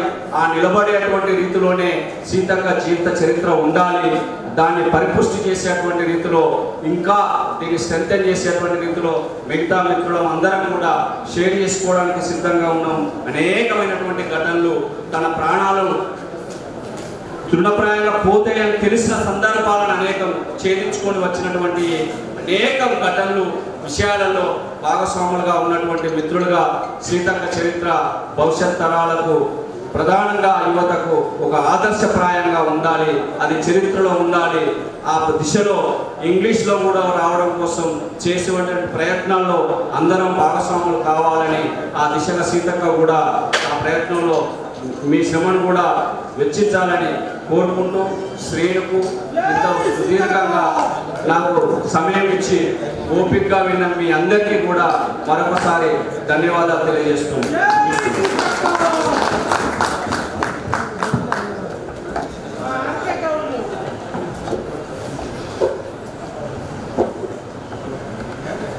తెలంగాణ డిజిటల్ అధికార సంఘం రాష్ట్ర ఆర్గనైజ్ సెక్రటరీ రామకృష్ణ గౌడ్ గారు వేదికగా కోరుతున్నాను. అలాగే ఇంటాక్ట్ సీతక్క ఎక్కడి నుంచే గుర్తుపట్టారు బాలరంగారావు గారిని. కాకతీయ మహాకట్టడాలకు అంతర్జాతీయ ఖ్యాతిని ఇచ్చిన పాండురంగారావు గారు. అలాగే నెట్ పూర్వ విద్యార్థి సంఘం అధ్యక్షుడు చివరి శ్రీనివాస్ గారిని వేదికగా కోరుతున్నాను. అలాగే న్యూ డెమోక్రసీ నాయకుడు అప్పారావు గారిని కూడా స్వాగతం పలుకుతూ అన్న వేదిక తీసుకున్న ఎంపీ సౌజన్య గారిని వేదిక నమస్కారం. మిత్రులారా, ఇక కీలకమైన సీతక్క ప్రస్థానం మీద పుస్తకం అంతరంగం మీద పూర్తి స్థాయిలో మా జీవనాన్ని ఆవిష్కరించాడు. ఇక మిగతా ప్రసంగాలు చాలా క్లుప్తంగా సంక్షిప్తంగా ముగిస్తాయి. ఒక కడియం కావ్య సీతక్క ప్రసంగాలు మినహాయించి. మిత్రులారా, మేము 2004లో బుక్లో రాశాను. విప్లవోద్యమం నుంచి బయటకు వచ్చాక మాకు బాలగోపాల్ గారి యొక్క ప్రస్థానం బాగా ఇంప్లైన్ చేసింది. ఈ పుస్తకం యొక్క రచనలో అక్కని ఏ రోజు కూడా ఒక్కరోజు సమాచారం అడగలేదు. అడిగినాక ఒక్కసారి మేనమామ పేరు అడిగితే వాళ్ళ మేనమామ పేరు చెప్పింది. ఆ ఒక్క ప్రశ్న అడిగాను. ఎందుకంటే మా అందరికీ ఒకే పార్టీలో దశాబ్దాల పైగా పనిచిన అనుబంధం ఉంది. నేను జనగామ ఏరియాలో పీడిఎస్ పార్టీ నేనే, ఎంఎల్ పార్టీ నేనే, రైతు కుసలన్నీ. అప్పుడు నా పేరు క్రాంతి కుమార్. వయసు 16-17 ఏళ్ళు, అక్క వయసు 19 ఏళ్ళు, 20 ఏళ్ళు. అంతే, నాకు 2 ఏళ్ళే పెద్దదక్క.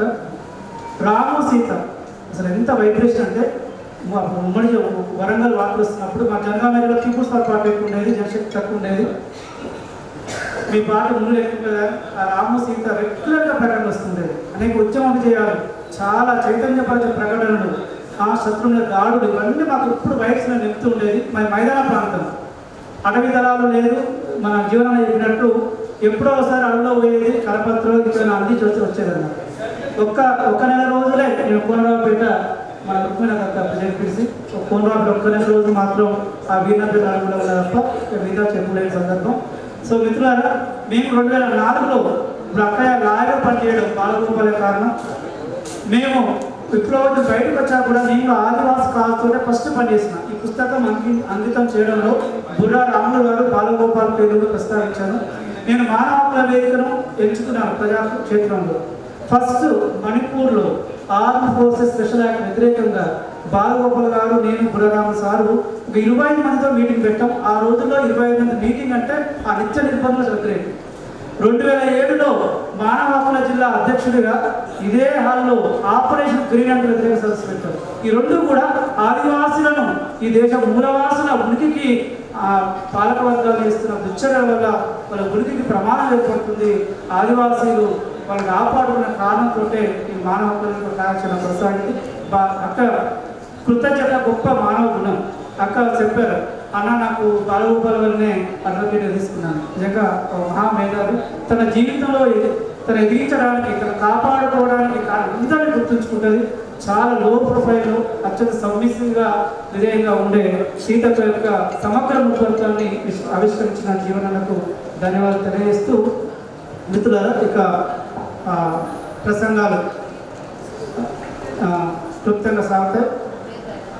మొదటగా తెలంగాణ గెజిటెడ్ అధికార సంఘం మీ అందరూ తెలుసు. తెలంగాణ ఉద్యమం కోసం పుట్టిన సంఘం తెలంగాణ గెజిటెడ్ అధికార సంఘం. ఇంటికే పరిమితమయ్యే, ఉద్యోగానికే పరిమితమయ్యే, ప్రజా సమస్యలతో పట్టింపు లేకుండా తమ జీవితం ఏదో తమ కాపాడుకునే రీతిలో గెజిటెడ్ అధికారులను తెలంగాణ ఉద్యమంలోకి రప్పించి అమరవీరులకు అనేక రకాలుగా సహాయం చేసి అంటే తమ ఉనికి భద్రత సమాజ సంక్షేమంలో ఉంది అని ఒక గొప్ప తాత్పర్యం కలిగిన తెలంగాణ గెజిటెడ్ అధికార సంఘం ఏర్పడింది. దానికి రాష్ట్ర ఉపాధ్యక్షుడిగా ఉన్న మా అందరి ఉద్యోగ సంఘ నేత ప్రియతముడు జగన్మోహన్ రావు గారిని మాట్లాడాల్సిందిగా కోరుతున్నాను.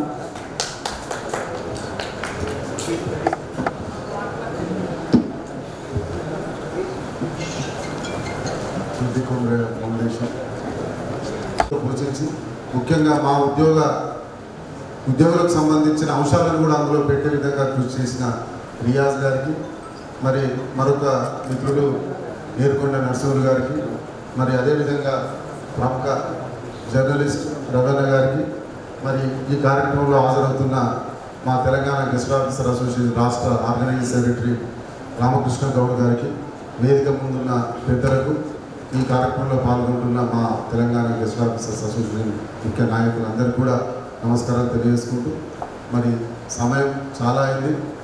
ముఖ్య వక్తలు చాలా విషయాలు చెప్పారు. వాళ్ళు చెప్పడం ఒక అయితే మనకు ముఖ్యంగా వరంగల్ జిల్లా బిడ్డలుగా సీతక్క గురించి తెలియని వాళ్ళు ఉన్నారు. అయితే మరి మా ఆసనాల శ్రీను గారు, మరి వారి సహచరు అంటే వారి యొక్క పూర్వాశ్రమంలో మరి వారితో కలిసి పనిచేసిన అనుభవం గురించి మాకు చాలా సందర్భంగా చెప్తాం.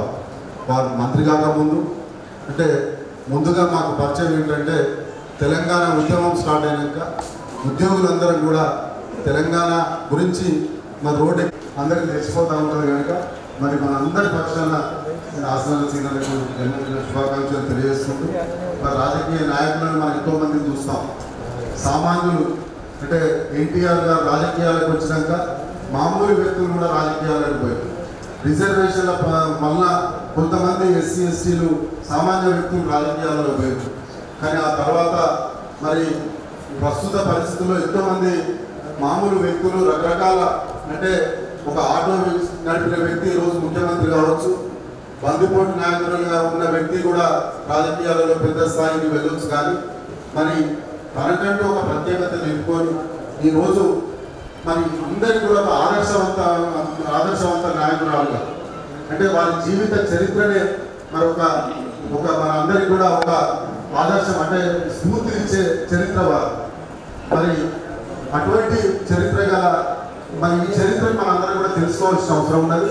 మరి మా ఉద్యోగ వర్గం నుంచి ఒక అధ్యాపకుడిగా ప్రిన్సిపల్గా మా గెజిటెడ్ పక్షాన ఉన్న వ్యక్తి ఈరోజు ఆ సాహసం చేసి ఒక చక్కటి పుస్తకాన్ని మరి ఇందులో మనం అందరం చదువుతూ తెలుస్తుంది. దాంట్లో ఉన్న విషయాలన్నీ కూడా మరి ఇదే మరి ఒక అంటే కవర్ పేజీ కాకుండా దీని ఒక టైటిల్ కూడా మరి అందరికి కూడా ఒక హత్తుకునే విధంగా ఉన్నాయి. రణధీర సీతక్క అనేది ఒక చక్కని టైటిల్ను డిసైడ్ చేసి మరి ఈ పుస్తకాన్ని రచించినందుకు మా తెలంగాణ గెజిటెడ్ ఆఫీసర్ అసోసియేషన్ పక్షాన మరి మరొకసారి ఎవరు వస్తే వాళ్ళు వస్తే కాగితం తీసుకొని ఎండార్స్మెంట్ చేసి లెటర్ ఇచ్చేసి ఫోన్ చేసి ఇది చూడండి అని చెప్పే మనం చూస్తూ ఉంటాం నాయకులు చాలా మంది. నేను అతి తక్కువ కాలంలో నేను ఒక 3-4 సార్లనే వాళ్ళ ఛాంబర్కి వెళ్ళినా. మరి నేను గమనించింది ఏంటంటే ఏది కూడా ఆమె మామూలుగా కాగితాలు తీసుకొని సరే చూస్తా అని చెప్పండి, విషయం తెలుసుకుంటుంది, విషయం అర్థమైతేనే దాని గురించి మాట్లాడుతుంది, లేకపోతే నేను తర్వాత నేను మాట్లాడతా అని చెప్పి పంపిస్తుంది. వీళ్ళకి ఉదాహరణ ఇక్కడే మా ఎంపీడీఓ మిత్రులందరూ కూడా ఇక్కడికి ఇంతకుముందే ఒక ఉదాహరణ ఏంటంటే వాళ్ళందరూ తీసుకొని ఒక రిప్రజెంటేషన్ వచ్చింది. మరి వారు ఒకటే చెప్పారు, మీరు చెప్పేది ఒక విధంగా ఉన్నది, ఇంకోరు చెప్పేది ఇంకో విధంగా ఉన్నది అని అంటే ఒక నిమిషంలో మీరు వర్షన్ వింటే మేము అన్నీ ఆలోచించి నిర్ణయం తీసుకుంటామని చెప్పి ఒక మాట చెప్పారు. అంటే ఆ ఆలోచించి తీసుకుంటారు అని అంటే నాకు ఒక నమ్మకం వచ్చేస్తుంది. ఏదో ఇన్వెస్ట్మెంట్ చేసి పంపించి మమ్మల్ని తృప్తిపరచడం కాదు, వారు అన్ని స్టడీ చేసి నిర్ణయం తీసుకుంటారు కనుక మరి ఒక వారు రాజకీయ నాయకురాలుగా ఒక మంత్రిగా తప్పనిసరిగా సక్సెస్ అవుతుంది. భవిష్యత్తులో వారు మరింత ఉన్నత స్థాయికి పోతారు కనుక మరి వారు ఇప్పటి నుంచి వారు చేసే చరిత్రను మళ్ళీ పుస్తక రూపంలో రాయాల్సిన అవసరం అవసరం ఉందని చెప్పి నేను తెలియజేసుకుంటూ మరి ఈ కార్యక్రమంలో పాల్గొనే అవకాశాన్ని కల్పించిన మా ఆస్థాన సింగ్ గారికి నేను ధన్యవాదాలు తెలియజేస్తూ ముగిస్తున్నాను. దయచేసి ఇంత స్పిరిట్తో స్పోర్ట్ పనిచేయాలనే ఆకాంక్ష ఉంది సార్. మీరు మరి అందరు చప్పట్లు కొడితే అక్కడ హన్మకొండ క్యాంపస్ కోరిక ఏంటంటే జిల్లా మంత్రిగా మాకు ఇక్కడ అందుబాటులో ఉంటే అప్పుడప్పుడు మీకు తీరిగా ఉన్నప్పుడు ఎప్పుడైనా ఒకసారి ఉండాలని చెప్పేది అందరూ కూడా కోరుకుంటూ ఉంటారు. మేము ఎన్నోసార్లు మా కలెక్టరేట్లో ఉన్న మాట్లాడుతున్నారు, మా అందరి పక్షాలు కోరుకుంటున్నాం. మరి అదేవిధంగా మీరు అనుమతిస్తే ఈ పర్యటన సందర్భంగా వాళ్ళు కూడా మీరు వేదికగా మా అసోసియేషన్ పక్షాన్ని ప్రసంగించారు. మిత్రులారా, ఇంకా 10 నిమిషాల్లో వివిధ రంగాల్లో క్రియాశీలం పనిచేసిన వ్యక్తుల నేతల ప్రసంగాలు అయిపోతాయి. మిత్రులారా, ఒకే నిమిషం దొడ్డికొమరయ్య ఫౌండేషన్ పుట్టుక గురించి చెప్తాను. 2004లో దొడ్డికొమరయ్య ఫౌండేషన్ అంటే పీపుల్స్ ఆఫ్ పడి రిసెప్ట్ పార్టీ పెట్టి నాకు అభ్యర్థింది. 2004లో కడవేటిలో 30,000 మందితో నేను తమ్ముడు రేగుల వీరేశం కలిసి పెద్ద మీటింగ్ పెట్టాం. దానికి అన్ని విప్లవాలు వచ్చాయి. ఎజెండా తెలంగాణ ఎజెండానే. తర్వాత ఆ నిర్బంధం తట్టుకోలేక ఇంత మా జీవనంలో చెప్పినట్టు వెనక్కి పూర్తిగా ఆ 2 సంవత్సరాలు నేనే లాడుకున్నాను. దానికి బాలగోపాల్ సార్ ఆదర్శం. దీనికి రిజిస్ట్రేషన్ ఉండదు, ఒక ఎన్జిఓ కాదు. అంబేద్కర్ చెప్పినట్టు పే బ్యాక్ సొసైటీలో మీ టాలెంట్ని మీ టైంని కేటాయించండి అనే కోణంలోనే దొడ్డికొమరయ్య ఫౌండేషన్ స్థాపించి ఒక ఉద్యమకాలకు ఒక రాజకీయ శిక్షణ పాఠశాల నడిపించాం. మిత్రులాగా ఒక పట్టుమని 10 మంది లేదు. నేను మా కేసరి మాధవక్క ఎక్కడ తప్పేదా కేసరి మాధవక్క, అలాగే మా నరసింహుడు ఏరుగుల నరసింహుడు మర్యాద నా క్లాస్మేట్, అలాగే మా భువనగిరి రాముడు, బిల్లా మహేందర్, ఇలా చంద్రగిరి శ్రీనివాస్ గారు, కుమారస్వామి గారు, చాలా ఒక 10 మందితో కలిసి గత 20 సంవత్సరాల కాలంలో 99 సదస్సులు పెట్టా. ఒక 100వ సదస్సు ఏం పెట్టాలని ఆలోచిస్తే రణదీయ సీతకే గొప్ప చార్టర్కి అవకాశం వచ్చిందంట. మా ప్రస్థానంలో దొడ్డికొమరయ్య ఫౌండేషన్ 100వ సదస్సు. మేము 30,000 మంది నుంచి దాదాపు అత్యధిక సంఖ్యలో 30,000 మంది సమీకరించగలిగాం. ప్రధానంగా ఈ తర్వాత క్రమంలో ఉద్యమకారులకి ఒక శిక్షణ ఇచ్చే పాఠశాలగా ఉద్యమకారుల ఉపాధ్యాయులతో వందలాది సదస్సులు పెట్టారు. దీనితో పాటే ఉద్యమ క్రమంలో ప్రజల తక్షణ భావన కోసమైన పనిచేయాలన్న కోణంలో మేము ఫ్రీ కోచింగ్ ఇచ్చాము. అప్పుడు రియాలిటీ తెలుసు, మేము ఫ్రీ కోచింగ్ ఇచ్చాం. సుమారు ఒక 5,000 మందికి గ్రూప్ 2 కోచింగ్ ఇచ్చాం. లక్షలాది మందికి గైడెన్స్ ఇచ్చాం. ఇప్పుడు తెలంగాణ ఉద్యోగ వర్గంలో 5% నా శిష్యురాలు ఉంటారు. వాళ్ళు నా ప్రేమ కొద్దీ మా గురువు అని చెప్తూ ఉంటారు. ఓపిక కాస్త వాళ్ళను రిసీవ్ చేసుకోక పని ఉంటే కూడా జరిగిన పని ఉంటే చూడండి. ఇంకా 5% నేను సచివాలయం పైన అన్ని జిల్లాలో అయినా డిఎస్సి నుంచి గ్రూప్స్ కోచింగ్ ఇచ్చాను 14 వరకు. కాబట్టి తెలంగాణ ఉద్యోగ వర్గంలో 5% నా శిష్యులు ఉన్నారంటే అది ఉద్యమం ఇచ్చింది. సో అది ఆ విధంగా దొడ్డికొమరయ్య ఫౌండేషన్ని ఇటు ఫ్రీ కోచింగ్లతో అలాగే ఉద్యమ సదస్సులతో బినానీతో నడిపాం. సో ఇది మా దొడ్డికొమరయ్య ఫౌండేషన్ ప్రస్థానం. అక్కడ ఇంకొక అంశం ఏంటంటే ఇది పుస్తక పంచాయతీ సభను తెలంగాణ 33 జిల్లాలో వేయాలనుకున్నాక మీరు ఏ జిల్లా పర్యటన పోయినప్పుడు మీ షెడ్యూల్లో ఆ ప్రోగ్రామ్ పెట్టండి. నెక్స్ట్ ఖమ్మం జాస్టా సంస్థ వేదిక వాళ్ళు అడుగుతున్నారు. కాబట్టి ఎందుకంటే ఇప్పుడు ఈ ప్రైవేట్ గవర్నమెంట్ ఆఫీస్లో కూడా రెంట్కి వస్తున్నాయి, వాటి భరించేదైతే మనం లేము. కాబట్టి మీ టూర్లో భాగంగానే మన మధు సార్కి వచ్చారు. ఓసీ గారు మధు గారు ఉన్నారా? మీకు చెప్పేస్తాక టేస్ట్ వన్ చేస్తాం. నెక్స్ట్ మా సంగోజ్ రమణ సేమ్ మళ్ళీ నాకు సీతక్కకు మా అందరికీ అప్పుడు వరంగల్ జిల్లా అధ్యక్షుడు, సీనియర్ జర్నలిస్టు రమణ. అప్పుడు చాలా కర్కశంగా కఠినంగా ఉన్నట్టు ఈ మధ్య ప్రేమతో ఎక్కువ మాట్లాడుతున్నాం. మా జీవనాన్ని కర్కశంగా మారిన ఎక్కువ టైం ఇస్తలేడు. ఈ పుస్తక రచనలో నాకు ప్రధానంగా 4 తోడ్పడ్డారు. జీవనన్న, రవణన్న, సూర్యప్రణ నాగేశ్వరన్న. అలాగే ఇంకా ఏజెన్సీలో సుదీర్ఘకాలం పనిచేసిన కుసుమ శ్రీనివాసరావు గారు ఉన్నారండి. కుసుమ శ్రీనివాస్ గారు, వారి కూతురు సుమలత, అలాగే మా ఆవిడ బాలలత, లేమ మా అక్కయ్య డాక్టర్ అస్నాల్ విమల తెలంగాణ సాహిత్యం మీద మా డాక్టర్ అస్నాల్ విమలతో డాక్టరేట్. అలాగే వేలాది మందికి భోజనం పెట్టి విప్లవాన్ని కాపాడుతున్న మా అమ్మ అస్నాల రాధాబాయ్. ఎక్కడున్న తల్లి రాధాబాయ్, అక్కడ మా మామ వేలాది మంది పెట్టింది. అమ్మ కూడా వచ్చిందంటే. సో మిత్రులారా, సంగతి రవణ మాట్లాడుతున్నారు క్లుప్తంగా.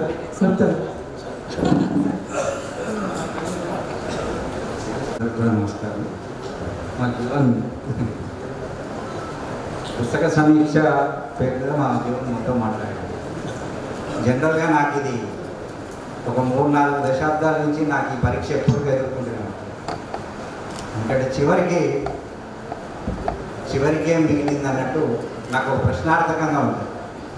మనం ఏదేదో ఆలోచించుకొని మాట్లాడాలనుకొని వస్తుంది. చివరికి మాట్లాడడం వల్ల ఒక ప్లస్ ఒక మైనస్ ఉంటుంది. ప్రధానమైన అంశం ఏంటంటే ఒక వ్యక్తి కొంచెం సూటిగా మాట్లాడేస్తారు, వినే వాళ్ళకి ఇబ్బందికరంగా. అందుకే నేను చాలా షార్ట్గా మాట్లాడదలుచుకున్నా. ముందు ముఖ్య అతిథిగా హాజరైనటువంటి మంత్రి సీత గారికి, ఎంపీ కడియం కావ్య గారికి, ఇంకా బాధ్యతలు తీసుకున్నట్టుంది మా సహచరుడు, ఉద్యమ సహచరుడు బెల్లయ్య నాయక్, ఉద్యమ సహచరుడు జీవన్, రియాజ్ భాయ్, ఎందుకంటే ఇదే భాష, నరసింహులు గారు, సీను, జగన్మోహన్ సార్. నేను 2-3 విషయాలు చెప్పదలుచుకున్నాను. ఎందుకంటే ఇది వరంగల్. మా బెల్లయ్య ఒక ప్రశ్న వేసింది, ఎందుకంటే ఇక్కడ రాగానే మాట్లాడుతుంది, ఇక్కడ ఉన్నటువంటి ఇంటలెక్చువల్ పొజిషన్ ఏంటిది అని అన్నది. నాకు బెల్లయ్యకు ఒక గురుచి, ఒక ఉద్యమ నాయక మీతో సంబంధం. ఒక విధంగా చెప్పాలంటే ఉద్యమంలో నాకంటే జీవన్ సీనియర్, కానీ వీళ్ళందరికీ నేనే నాయకుడు. జనరల్గా మినిస్టర్ గారు ఇక్కడ ఉన్నారు, ఇప్పటివరకు అక్క అని నేను ఎన్నడూ అనలేదు. ఎందుకంటే నేను ఉద్యమంలో ఒక పీక్ స్టేజ్లో ఉన్నప్పుడు తనకు హై స్కూల్ స్టూడెంట్. నేను పీడిఎస్యు జిల్లా అధ్యక్షుడిగా ఉన్నప్పుడు నాకు ఆమె తొలి పరిచయం. ములుగు హాస్టల్లో ఉంటుంది అనుకుంటా నేను. అప్పుడు వరంగల్ విప్లవోద్యమం చాలా తీవ్రమైనటువంటి సమస్యలు ఎదుర్కొంటుంది. ఎవరిదైనా కానీ, ఏ పార్టీ అయినా, వితౌట్ పార్టీ విప్లవోద్యమం తీవ్రమైనటువంటి, అంటే ఆన్స్లాట్ రిప్రెషన్ అంటుంటాం మన భాషలో, అలాంటి తీవ్రమైన నిర్బంధ కాలం. ఆ నిర్బంధ కాలంలో నేను జిల్లా అధ్యక్షుడిగా పనిచేస్తున్నాను. తను ములుగులో high school student, 9th or 8th అనుకుంటా. ఆ టైంలో ఒక అమ్మాయి ద్వారా నాకు అనసూయగా పరిచయం. అనసూయ ఆ తర్వాత క్రమంలో సరే వాళ్ళ ఉద్యమ సహచరుడిగాను బావగా ఉన్నటువంటి రాము కారణము ఏదైతే విప్లవోద్యమాలకు అనసూయ సీతగా మారి, ఎట్లనైతే శ్రీనివాసుకు రాము సీత చాలా ఇంటెన్సిఫైగా కనిపించిందో నాకు అట్లా కనిపించాలి. ఈ రాము సీత ఏంది అనే ప్రశ్నలు ఏమవుతుంది. మరి ఈ రామాయణ కాలం నాటి కల్చర్ విప్లవోద్యమం, ఎందుకంటే వరంగల్ ప్రజలు దాదాపు నాకు ఇక్కడ అటెండ్ అయిన వాళ్ళలో మోర్ డెమోక్రాట్స్ రెవల్యూషనరీ కాంక్షవాదం ఉందని కాబట్టి నేను ఈ ధైర్యం చేయగలను. ఈ రాము సీత ఏంది, రామాయణంలో రాము సీత లెక్క. రాము అనే పేరు కామ్రేడ్ సామ అందిరెడ్డి అనే అతను పెట్టినా కానీ ఈ సీతకు సీత ఎందుకు ఉండాలి? రాముకు సీత మెనమరద. ఎందుకంటే ఇది నాకు తెలుసు. ఆ రామును సీత అనసూయ చేసుకుంటే సీత ఎందుకు పేరు పెట్టాలనే ప్రశ్న నాకుంది. మా సీనికి అది బాగా వైబ్రేట్గా కనిపించింది, కానీ నాకు అది నేను అస్సలు అంగీకరించలేదు. సరే, ఆ తర్వాత రామాయణంలో చెప్పుకున్నట్టు సీతమ్మ కష్టాలు చాలా పడ్డాయి. ఎందుకంటే అన్నిటికీ నేను ప్రత్యక్ష సాక్షిని. ఆమె కంటే 1-2 నెలలో లేకుంటే సంవత్సరం ముందో నేను కూడా విప్లవోద్యమం నుంచి బయటకు వచ్చిన. కానీ తను విప్లవోద్యమం నుంచి బయటికి రావాలనుకున్నప్పుడు మా జీవన్ సార్ చెప్పిండు, ఆమెను పట్టుకొని వచ్చారు. నువ్వు ఎట్లా సరెండర్ అవుతావు? నా దగ్గరికి పట్టుకొని వచ్చారు. పట్టుకొస్తే జమిన్ చేసింది. కానీ అప్పుడే చాలా సీరియస్గా చెప్పారు. ఎందుకంటే విప్లవోద్యమం పట్ల ఎంత గౌరవం మనకు ఉంటుందో ఒక విషయాన్ని మనం గుర్తించుకోవాలి. మనం ఎప్పుడైతే సంసిద్ధత ఏమో వ్యక్తిగానో లేకుంటే కుటుంబ పరంగానో మనం సంసిద్ధంగా లేకుంటుంటే మన జీవన విధానంలో చాలా మార్పు వస్తుంది. మన మాటలో, భాషలో, మన నడవడికలో, వీటన్నిట్లలో మార్పు వస్తుంది. అంటే ఒక విధంగా చెప్పాలంటే, మొరటుగా చెప్పాలంటే సాక్రిఫైసింగ్, త్యాగానికి సిద్ధంగా లేకపోతే చాలా మార్పులు వస్తాయి. అందుకే త్యాగం అనేది మనిషి జీవన విధానాన్ని నిర్దేశిస్తుందని నమ్మే వాళ్ళలో నేను చాలా సూటిగా చెప్పాను. నువ్వు ఆడుండి మేము ఈడుండి, ఎందుకంటే ఆమె కంటే 2-3 సంవత్సరాల ముందు నేను వచ్చాను కాబట్టి చెప్పిన, నువ్వు ఆడున్న దానికంటే ఈడ మేమేం గౌరవం పొందుతుంది ఏం లేదు, అంతకంటే అగౌరవంగానే జీవనం కొనసాగిస్తున్నావు, నువ్వు ఆ జీవనాన్ని కొనసాగించు అని కన్విన్స్ చేసిన. కానీ అప్పటి క్లియర్ కట్ తను ఉండలేదు ఇక విప్లవోద్యమంలో. ఎందుకంటే తన మానసిక స్థితి విప్లవోద్యమంలో ఉండే పరిస్థితిలో లేదు, కారణాలు ఏవైనా. అందుకే ఇవాళ సీతక్క గురించి మనం మాట్లాడుకోవాలంటే ఏదో చాలా ఇండివిజువల్గా మాకు ఇవ్వ చెప్పినట్టు లేకుంటే ఏదో కాదు. ఆయా మనం జనరల్ మొరటుగా అనుకుంటాం కాలమాన పరిస్థితుల్లో. ఒక వ్యక్తి జీవనాన్ని కాలమాన పరిస్థితుల్ని నిర్దేశిస్తాయి. నేను కాంప్రమైజ్ కాకపోవచ్చు, she is representation from Congress party, నేను అంగీకరించకపోవచ్చు వ్యక్తిగా. కానీ కాంగ్రెస్ పార్టీలో ఆమె ఏం చేయాలనే కోరిక నాకు నేను అనుకోకుండా మా బెల్లయ్య చెప్పిండు, రాహుల్ గాంధీ రాజ్యాంగాన్ని తీసుకుపోయింది. అందుకే మా జీవన్ చెప్పిండు, మొన్నటి జరిగిన సాధారణ ఎన్నికలను మనం చాలా సీరియస్గా తీసుకోవాలి. అందుకే నేను మళ్ళా బెల్లయ్య ప్రశ్నకే వస్తున్నా. వరంగల్ అనేది ఇంటలెక్చువాలిటీకో, అంటే ఇంటలెక్చువాలిటీ అంటే మేధోతత్వం అంటే ఏంటిది? అనర్గళంగా ఇంగ్లీష్లో మాట్లాడమా, లేకుంటే పుస్తకాలు పుంకాలు రాయడమా? అది కాదు మేధోతత్వం అంటే. మేధోతత్వం అంటే అనగాలిన వర్గాల గురించి, అనగాలిన కులాల గురించి, అణిచివేతకు గురైనటువంటి సమూహాల గురించి పట్టించుకోవడం మేధోతత్వం యొక్క అసలు విషయం. ఇలా ప్రశ్న వేసిందంటే లోపం ఎక్కడుంది? తెలంగాణ 1947 ముందు నుంచి ఇప్పటి వరకు నెత్తురోడి, మనం పోసినంత నెత్తురు ఈ భారతదేశంలో ఎవరు పోయలే. అది నా ఇంట్లో జరిగిందా, నీ ఇంట్లో జరిగిందా, ఎదురింట్లో జరిగిందా, పక్కకు జరిగిందా, అది పీపుల్స్ వారా, మావోయిస్టా, జనశక్తి, ఇంకో ఎంఎల్ఆ, న్యూ డెమోక్రసీ, లేకుంటే సిపిఐయా, సిపిఎమ్మా, తెలంగాణ సాయుధ పోరాటమా, లేకుంటే తెలంగాణ ఉద్యమ పోరాటమా, ప్రత్యేక తెలంగాణ వాదమా, ఏదైనా కానివ్వండి, తెలంగాణ ప్రాంతం ఒడిసినంత నెత్తురు ఏ ప్రాంతం కూడా అనిపించవచ్చు. ఒక 5 సంవత్సరాల క్రితం నుంచో, ఒక 10 సంవత్సరాల క్రితం నుంచో అనిపిస్తుంది.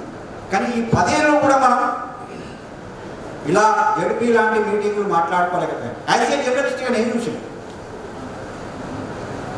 జడ్పీ లాంటి మీటింగుల్లో మన భావ ప్రకటన స్వేచ్ఛ పరిస్థితి మనం సాధించుకున్న తెలంగాణలో మనం చేరుకోలేదు. ఇవాళ మాట్లాడుతున్నాం. ఇవాళ మాట్లాడడానికి కారణాలు అనేకం ఉండొచ్చు. కాంగ్రెస్ పార్టీ ప్రారంభ దశలోనే ఉండొచ్చు, తన ప్రభుత్వం అధికారంలో కొనసాగే మొదటి దశలోనే ఉండొచ్చు, తన ప్రభుత్వం స్థిరత్వం రావడం కోసం కొనసాగుతుంది కావచ్చు. కానీ ఆ ప్రభుత్వం మీద ఈ గొంతులు ఎప్పుడూ ప్రెజర్ ఉండాలి. దేనికోసం ప్రెజరు? ఏదైతే నేనన్న మేధోతత్వంలో భాగంగా ఆ సమూహాలు, ఆ వర్గాలు, ఆ కులాలు, ఆ అణచివేత గురైనటువంటి వాళ్ళకు న్యాయం జరగడం కోసం ఈ గొంతులు ఉండాలనేదే నా ఆకాంక్ష. ఇవాళ మనం సీత గురించి మాట్లాడుకుంటున్నాం అంటే సీత ఎక్కడి నుంచి నేను సీతలో ఉన్న స్పెసిఫికేషన్ ఏంటిది? ప్రత్యేకత ఉంది. మంత్రులు లేరా? సబితా ఇంద్రారెడ్డి పోయిన క్యాబినెట్లో ఉన్నారు, ఆమె 2 సార్లు మంత్రి. అంతకుముందు వైఎస్ రాజశేఖర రెడ్డి మంత్రివర్గంలో కూడా ఉంది. మంత్రి అయినందుకు మనం సీత గురించి మాట్లాడుకోవాలి. సీత గురించి మనం ఎందుకు మాట్లాడుకుంటున్నాం? ఒక అట్టడుగు అనగారైన వర్గం నుంచి గిరిజన గూడెం నుంచి వచ్చింది. ఆ గిరిజన గూడెంలో కూడా నాకు వెళ్ళా అనుకుంటాడు కాబట్టి బంజారా కాదు, ఆదివాసీ కోయ తెగ నుంచి వచ్చినటువంటి బిడ్డ. ఆ బిడ్డ ఒక గవర్నమెంట్ హాస్టల్లో చదువుకొని 9వ తరగతిలోనే ఏమవసరం, ఏ సామాజిక బాధ్యత కోసం ఆమె విప్లవోద్యమంలో పోయింది. వాస్తవానికి మన వరంగల్ జిల్లాలో ఎవరైనా విప్లవోద్యమంలో పనిచేసి బ్యాక్ వస్తే మనకు తెలుసు, మాజీ అనేది కామన్ వాటర్, అందరికీ తెలుసు. మనం అందులో దొంగలు ఉండడు, లంగలు ఉండొచ్చు, మంచోళ్ళు కూడా ఉండొచ్చు. కానీ మనం వాళ్ళ కంపేర్ చేసుకోవాల్సిన విషయం ఏంటిదంటే, ఒక వ్యక్తి తన జీవితంలో ప్రజల కోసం, ప్రజా ఉద్యమం కోసం ఎంతో కొంత కేటాయించిందా లేదా? ఒక 100 సంవత్సరాలు సగటు మనిషిని అనుకుంటే మనం 55 సంవత్సరాలు 60 సంవత్సరాల కంటే ఎక్కువ బతకలేము. అందులో ఒక 10 సంవత్సరాలు దశాబ్ద కాలం ఆమె 9వ తరగతిలో విప్లవోద్యమంలో పోయింది. నాకు తెలిసి దశాబ్దం అంటే 12 సంవత్సరాల వరకు పనిచేసి ఉంటుంది. మిత్రుడు చెప్పినట్టు మలు స్వరాజ్యం, స్వర్ణలత తర్వాత వరంగల్ అడవిలో ఇద్దరు దళ కమాండర్, మహిళా దళ కమాండర్. తన మిత్రులు ఏదైనా చెప్పచ్చు, ఎందుకంటే ఉద్యమంతో నిత్యం సంబంధాలు ఉన్నటువంటి వ్యక్తిగా, ఆ రోజు నాయకునిగా ఇద్దరు ఏకకాలంలో అయినట్టున్నాడు. ఒకరు విజయ, 2 సీత. కానీ వీటన్నిటికీ కారణమైనటువంటి ఏంటిది? ఫస్ట్ సీత, తర్వాత విజయ. తర్వాత విజయ అంటే కూడా మన వరంగల్ జిల్లా తన దగ్గర ఉంది. వీటన్నిటికీ కారణం ఏంటిది? ఆ రోజున్న ప్రజాప్రతిమే కాదు. ఇవాళ శ్రీనివాస్ రికార్డు చేసింది, కానీ సీతకు తెలిసి ఉంటుంది. ఒక వ్యక్తి నిత్యం రోజుకు 30 సార్లు అనేవాడు, చరిత్రను రికార్డు చేయాలి, నువ్వు కరపత్రం రాయి, నువ్వు పుస్తకం రాయి, నువ్వు పాంప్లెట్. ఆ వ్యక్తి గురించి మనం గుర్తుంచుకోవాలి. ఎందుకంటే శ్రీనివాస్ అన్నప్పుడు నేను చెప్పిన కామ్రేడ్ కృష్ణారెడ్డి అయితే రెడ్డి కావచ్చు, శంకరన్నగా వరంగల్ ఫారెస్ట్ ఉద్యమంలో సుదీర్ఘకాలం పనిచేసినటువంటి వ్యక్తి. ఆయన ఒక మాటను చెప్పేవాడు, చరిత్రను రికార్డు చేయండి. ఆయన ఏ కోణంలో చెప్పినా కానీ ఇవాళ దళిత బహుజన శక్తులు, ముఖ్యంగా అట్టడుగు వర్గాల నుంచి, అట్టడుగు కులాల నుంచి వచ్చినటువంటి వ్యక్తులు చరిత్రను రికార్డు చేయాలి. అందుకే ఈ రణధీర సీతక్క, ఈ కవర్ పేజీ, ఇందులో నా ఇష్టం ఉన్నది. శ్రీనికెరికే ఆయన ప్రతి సందర్భంలో నాతో కాంటాక్ట్ అయ్యిండు. పైన కవర్ పేజీ కాదు, ఈ చీర అంచుతో సహా దాంట్లో కూడా నా పాత్ర ఉంది. కాబట్టి నేను ఇక్కడ లోపం ఏంటిది పుస్తకంలో అంటే సూటిగా చెప్పదచ్చు. ఒక ఉద్యమ క్రమంలో వ్యక్తిని వ్యక్తీకరించడం అనేది చాలా కష్టంతో కూడుకున్నటువంటి విషయం. చరిత్రను ప్రజలు నిర్మిస్తారు. ప్రజల్లో వ్యక్తి పాత్ర, నాయకత్వ చొరవ ఉంటుంది. అట్లాగే సీత అనే ఒక మనిషి పెక్యులర్ క్యారెక్టర్, నేను అందులో అరమరికలు లేకుండా అంగీకరించే అంశం. కానీ దీనన్నిటికీ కారణాలు ఏంటిది? ఒక సమ్మయ్య, ఒక సమ్మవ్వ, వాళ్ళ అమ్మ నాన్న పేరు, ఒక ఆరు అంటే ఏమీ రాదు. రెండొకటి, ఆ కుటుంబంలో ఇద్దరు ఎన్కౌంటర్ అయ్యారు. మొన్ననే సామాన్లకు మొన్ననే వర్ణం అనుకున్నాను. ఒకవైపు రాము, రెండో వైపు సామాన్య, అంటే వాళ్ళు సొంత అన్న, ఇద్దరు ఎన్కౌంటర్ అయ్యారు. అంటే రాజ్యం హత్య చేసింది. ఏదో మామూలు విషయం కాదు, ఏదో ఉద్యమ పోరాటం. State repression. మరి అదే స్టేట్లో ఇవాళ సీత భాగస్వామి. అందుకే ఈ పాత్రలు నిర్వహించేటప్పుడు ఈ వర్గం నుంచి, ఈ కులం నుంచి, ఈ సమాజం నుంచి పోయినప్పుడు కొంచెం బాధ్యతతో కూడుకున్నటువంటి పాత్ర నిర్వహించాలి. కానీ నిర్వహించే టైంలో చాలా కష్టం ఉంటుంది. ఎందుకంటే ఆధిపత్య వర్గాలు, ఆధిపత్య కులాల్లో ఉన్నప్పుడు అణచివేతను కొనసాగించడం ఈజీ. నువ్వు ములుగు లాంటి ప్రాంతానికి ఎమ్మెల్యేగా ఉండి చిన్న దాన్ని చేయాలి, రేపు అట్టలు క్లాప్ చేస్తారు. మన పుస్తకం పెట్టి, ఈ మీటింగ్ పెట్టి గంటలు మాట్లాడి సీతక్క చాలా గొప్పది, ప్రజల గురించి పట్టించుకుంటుంది, చేసుకుంటానండి. ఒక్కసారి ప్రజల పట్ల తన తీరు మారని అని ప్రజలు తిప్పుకోడు. అందుకే ఇది ఒక అవకాశమే కాదు, హెచ్చరిక కూడా. అందుకే ప్రజల పట్ల గౌరవం, తనకి ఏదైతే కమిట్మెంట్ ఉందో ఆ కమిట్మెంట్ కొనసాగించడం అనేది ఇవాళ అత్యవసరం. ఆ అవసరాన్ని కొనసాగించడం కోసం సీత ఎంతకాలం ప్రయత్నం చేస్తుందో అంతకాలం ప్రజల్లో ఏ రూపంలోనైనా ఉందని, రణధీరగానే ఉంటుందని నేను భావిస్తున్నా. ఈ అవకాశం ఇచ్చినప్పుడు మిత్రులకు ధన్యవాదాలు. ఒక చిన్న, ఎందుకంటే తనకు కూడా తెలవాలి, తను వెన్నెల పేరు మీద కవితలు రాసేది. వెన్నెల పేరు మీద కవితలు రాస్తుంది, చాలా బాగా రాసింది. ఇప్పుడు రాస్తుందో లేదో నాకైతే తెలియదు, ఎందుకంటే నేను కొన్ని విషయాల్లో చాలా ఇప్పుడు చెప్పినట్టుగానే ఉంటుంటుంది. అందుకే మొన్నటి ఎన్నికల్లో సీతను ఓడించడం కోసం ఒక పెద్ద కుట్ర జరిగింది. ఎంత అమాయకురాలు, మరి ఏ వరాల్లో అర్థం కాదు, కానీ మీరు అర్థం చేసుకోండి. అంటే మనం ఇంత గొప్పగా ఇంత బాగుంటుంది అనుకున్న సీత అంత అమాయకంగా నన్ను ఓడించడానికి వాళ్ళకి అంత కుట్ర చేస్తారా అన్న అంటారు. ఎందుకంటే అక్కడ వనరులు ఉన్నాయి. నిన్ననే తను ఒక డెఫమేషన్ వేసింది 100 కోట్లు. అదే ఇసుకను మళ్ళీ 5 సంవత్సరాలకు రీకాంట్రాక్ట్ చేసుకుంటే మీరు నమ్మండి నమ్మకపోండి, సీతను ఓడించవచ్చు. సింపుల్. అదే ఏటూరు నాగారం, రొయ్యూరు ఆ ప్రాంతానికి చెందినటువంటి ఇసుక కాంట్రాక్ట్ను ప్రభుత్వం మనదే మళ్ళీ వస్తుంది రాకు, కానీ ఆ కాంట్రాక్ట్ నీకే ఇస్తాం అని చెప్తే ఆ కాంట్రాక్టర్ సీతను ఓడించగలుగుతాం. ఇవాళ ఎన్నికలలో ఉన్నటువంటి లూపోల్స్ ఆధారం ఆ ప్రయత్నం జరుగుతుంది. ఇవాళ టార్గెటెడ్ అంటే నిజమా అంటది. ఎంత దౌర్భాగ్యకరమైన పరిస్థితి ఏంటంటే, అంటే కొంతమందికి జీర్ణం కాకపోవచ్చు, తను సిట్టింగ్ ఎమ్మెల్యేగా ఉండి ఒక మంత్రి తన ప్రోగ్రాంకి వస్తే ఆ మంత్రిని ప్రశ్నించింది అనే ఒకే ఒక మాట కారణంగా అహం దెబ్బతిని, ఆ కులానికి అహం దెబ్బతిని ఈమె నన్ను ప్రశ్నిస్తుందా?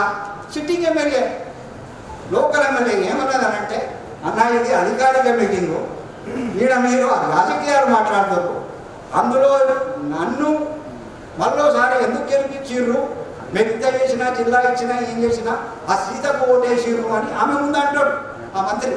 అంటే ఇదేందన్నా, ఇది అన్యాయం కదా, నేను ఈడ ఎమ్మెల్యేను, నన్ను మా ముందు ఇట్లా మాట్లాడితే ఎట్లా అని ప్రశ్నిస్తే ఆ దొరకు అహం దెబ్బతిని ఇవి టార్గెట్ చేయబడుతుంది. దానికోసం ఒక ప్రత్యేక ప్లాన్, 100 కోట్ల నిధులు.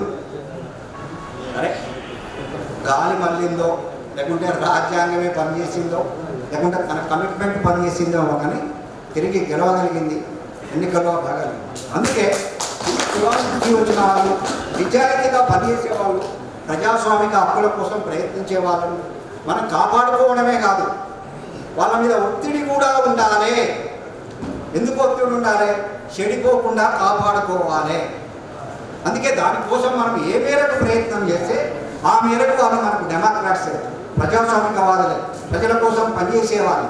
అందుకే కంపారిజన్ చేసే ముందు మిగతా వాళ్ళకు వీళ్ళకు మధ్య ఉన్న చిన్న తేడాని కనిపెట్టాలి. ఆ తేడాతోటి మనందరం ప్రయత్నం చేయాలని కోరుకుంటూ నేను గిరిజనుల గురించి ఒక మాట చెప్పి ముగిస్తాను.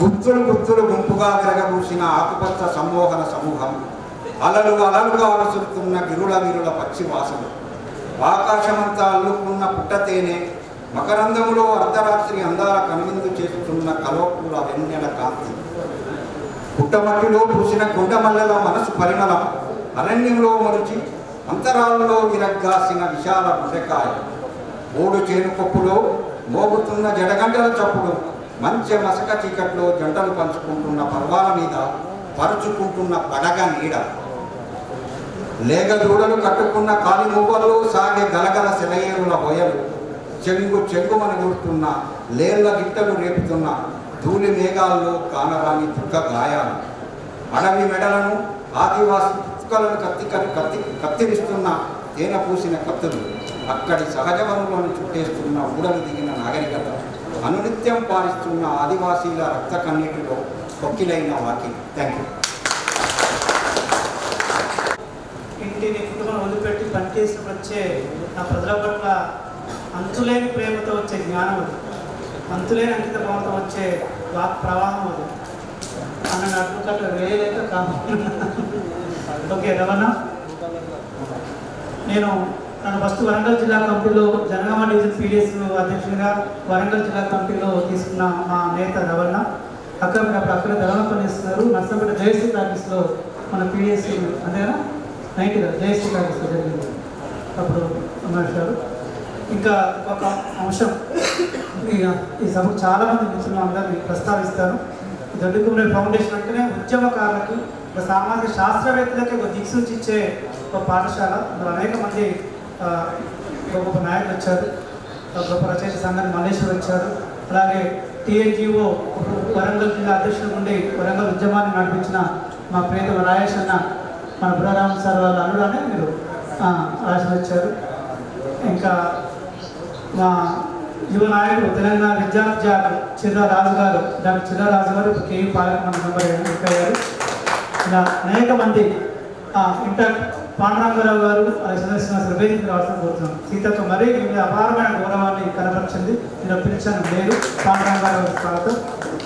ఓకే, మా అజాంజా నాయకుడు సంజీవన్న, మా ఇంకో ఆదివాసీ గుర్తుపేట ఇంగ్లీష్ లెక్చరర్ చూడం రమేష్, అక్క ఒకటే అప్పుడు ఇల్లు దాకా కదా ఆదివాసీ ఇల్లు, ఆ క్రమంలో 50,000 డొనేట్ చేసినాక. సో అనేక మంది మిత్రులు వచ్చారు. ఇప్పుడు జీవనాన్ని గురించి ఒక మాట చెప్పాలి.